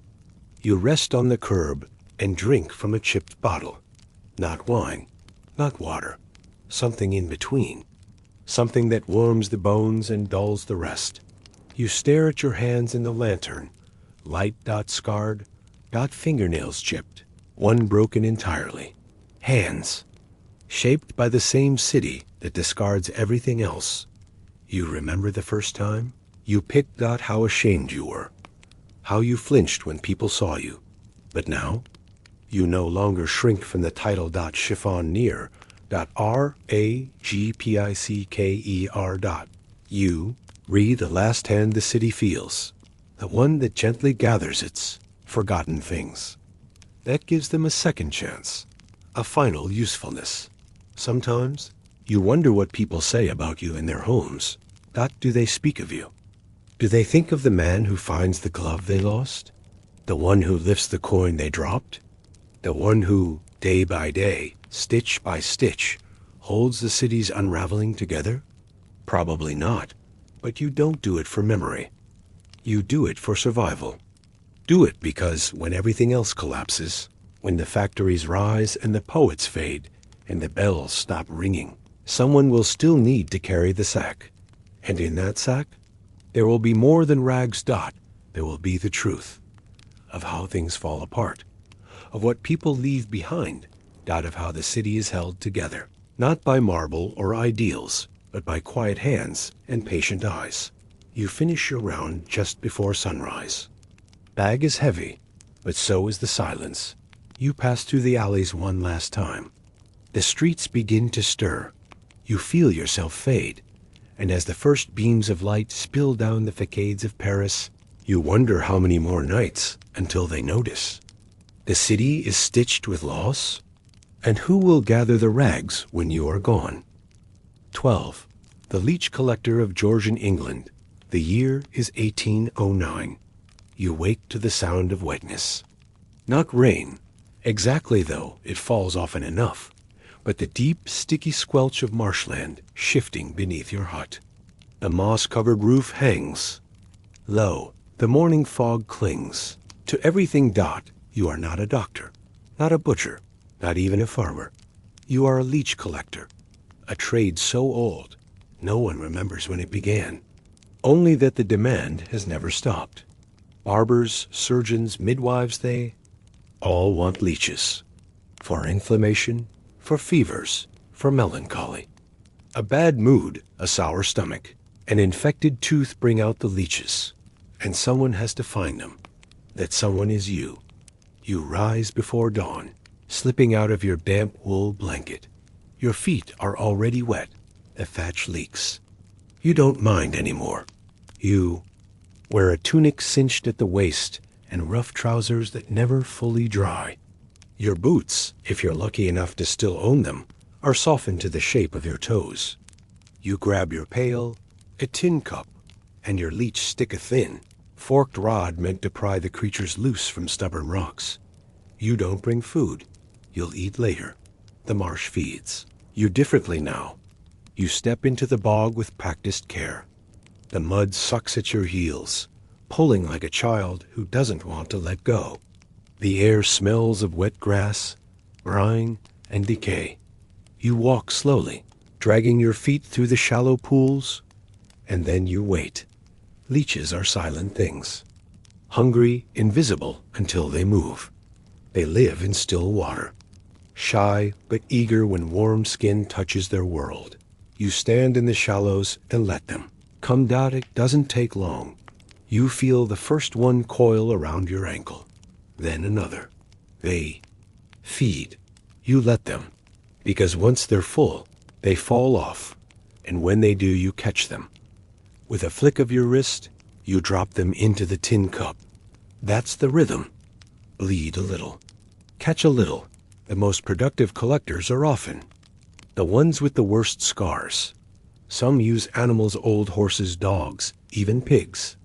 But that costs coin. And most prefer the certainty of human skin. The leeches prefer it too. Sometimes you hum while you stand in the water. A low sound, more vibration than tune. It settles your nerves. It passes the time. Some say it draws the leeches faster, as if they think your body is calmed out this morning. You catch 13 before the sun breaks through the mist. That's good. You need at least 30. Today, some for the barber in town. Some for the apothecary in Market Harborough. One particularly large order has come from a private physician. He needs 50. For what? You don't ask. You don't want to know what people do with the creatures once they leave your pail. Just know they always need more. You shift to a new pool. Darker, deeper. The ground here is less firm. You stumble once. Nearly lose your stick. You feel one leech crawl too high. You swat it off with a hiss and drop it in the cup. It's fat, almost ready to burst. You make a note to keep that one separate. Big leeches fetch more coin. You move again. This time near the reeds. That's where you find the treasure. A slow-moving patch of water, thick with algae, warm from the sun. You roll up your sleeves and let your arms enter the water. They come quickly here. 3, 5, 10. 1 slides between your fingers. Another latches just below your elbow. You grit your teeth. Wait. You can feel your blood leaving you. Slowly, a dull pulling ache. But it's part of the work, part of the trade. You are a vessel. A lure, a trap made of warmth and patience. By noon, your cup is half full. Your arms are streaked with red. Your legs tremble slightly when you step out of the marsh. Not from fear. From hunger. You sit beneath a low willow tree and drink from the stream. The water is clean here, for now. You chew a piece of bark to settle your stomach. Your fingers are puckered, pale, lined with tiny bites. You take stock of your catch. 30-7. You smile. Enough to pay rent. Maybe even a new shirt. You let the leeches rest in the bucket, dropping in fresh water so they don't die from the heat. You hum again. The same tune. One you don't remember learning. And as the wind picks up and the marsh sings its low, bubbling song, you wonder who was the first to realize that healing could come from bleeding, and who will be the last to trust in it. You don't know. Only know that tomorrow the leeches will be hungry again, and someone will need to feed them. By the time the sun reaches its highest point in the sky, what the townsfolk call dinner hour, you are already on the road. The bucket swings from your side, heavy with your morning's work. The leeches swim in lazy spirals, bloated and sluggish, feeding on the traces of your blood still clouding the water. You keep a loose lid over the pail, weighted with a smooth stone, just enough to keep them from crawling out. You've learned not to trust even a half-full container. They're clever when hungry and desperate when overfed. You're walking toward the village. 4 miles, maybe 5. The dirt road is lined with hedges, still damp from the morning dew. Your trousers are stiff with dried marsh water. Your socks squelch. You smell of peat and iron and something older a scent that lives beneath. Your skin, too soaked in to scrub out now. As you walk, you pass a farmer mending his gate. He nods politely, but keeps his distance. You've seen that look before. Not fear, not disgust, exactly. Just unease. People don't quite know what to make of a leech collector. You're part healer, part scavenger, part something else entirely. You deal in blood. You wade into the kind of places others avoid. You touch things they think should stay in the ground. You bear too many marks, tiny scars like pinholes, that hint at your quiet suffering. They depend on you, but they won't sit next to you at the tavern. Not unless they're sick. Then they'll find you very quickly. You reach the first stop, a stone apothecary shop nestled between a cobbler and a grocer. The bell above the door jingles faintly. As you step in. It smells of clove, tobacco, vinegar, and dust. Behind the counter stands a man in spectacles. He doesn't look up immediately. He's pouring something dark into a green bottle. How many today? He asks. 37, you reply. Now he looks. Good batch? You nod. Show me. You lift the lid of your bucket. The leeches writhe gently. Some cling to the sides. Others dangle, looping like dark ribbons through the water. He peers in, then uses a hooked rod to poke a few. They squirm well alive, full, firm. He grunts with approval. 4p each, he says, already reaching for his purse. You consider. Haggling, but don't doubt it's a fair price. He pays in small coins. Hands them over with a linen cloth, careful not to touch you. Then he gestures to a side table. You'll find salve there, he says, if they got you bad today. You nod, grateful. You smear the pale gray ointment over your legs and forearms. It stings at first, then cools. The itch fades. Back outside, the road stretches on. You still have 2 more stops. A physician's assistant who buys in bulk, and the town barber who dabbles in bleeding. You save the assistant for last. He's the most particular. The barber is less fussy. His shop smells of old blood and strong cologne. He gives you coin without a second glance, counts the leeches like apples in a crate, then returns to trimming a wealthy man's beard. Plagues not far off again? He mutters as you leave. Mark me. You do not reply, but you do note how eager he was to take every leech you had. The road to the assistant's office leads past a row of crumbling stone walls where children play with sticks in the dust. One of them stops and points at your bucket. You collect worms? She asks. You laugh softly. Sort of, you say. Her mother calls her back with a sharp voice. She obeys quickly, casting one last curious glance. The assistant's office is cleaner than the others. Bleached floors, polished brass instruments, a long line of narrow drawers behind the counter, each labeled in ink. Mercury, calomel, lancets, arsenic, opium. He wears a gray waistcoat and carries a set of fine scales. He does not speak at first, just gestures for the bucket. You pass it over. He lifts the lid, peers inside, then begins removing them one by one with long iron tongs. He places each in a separate jar. As he works, he mutters to himself, counting aloud in Latin. You wade in. Silence. When he's finished, he places a folded paper of coin on the table and dismisses you with a nod. You leave. The sun is setting now. You've made more than usual today. Enough for extra bread, maybe a piece of meat, maybe even a hot wash at the inn. But you hesitate, because the marsh is calling again. Tomorrow, the leeches will be hungry. And you wonder, as you walk back down the road in the chill air, how many more bites your body can take before something inside you starts to leak out. Not blood, Exactly, but something harder to replace dot like warmth dot or memory dot, or the line between human and bait. The marsh is quiet tonight, dot no frogs, dot no owls, dot no. Breeze dot just the hush of wet earth, breathing in the dark. You stand waist deep in a black pool near the alder trees. The water still as glass. The moon above reflects faintly bent by the ripples. Your body makes dot. It's been 3 years since you began this work dot at first.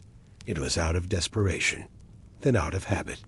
Now it's something else, something nameless. Not quite duty, not quite resignation. You feel the leeches approach before. You see them. Their movements are delicate, curious even. One brushes your calf. Another slides over your wrist. Soon there are 5, 10, maybe more, feeding quietly from your arms and legs. You've learned to welcome the numbness dot. It's better than fear dot, better than the memory of your first time, when the blood didn't stop for hours and you thought you might die in the mud with a bucket full of worms.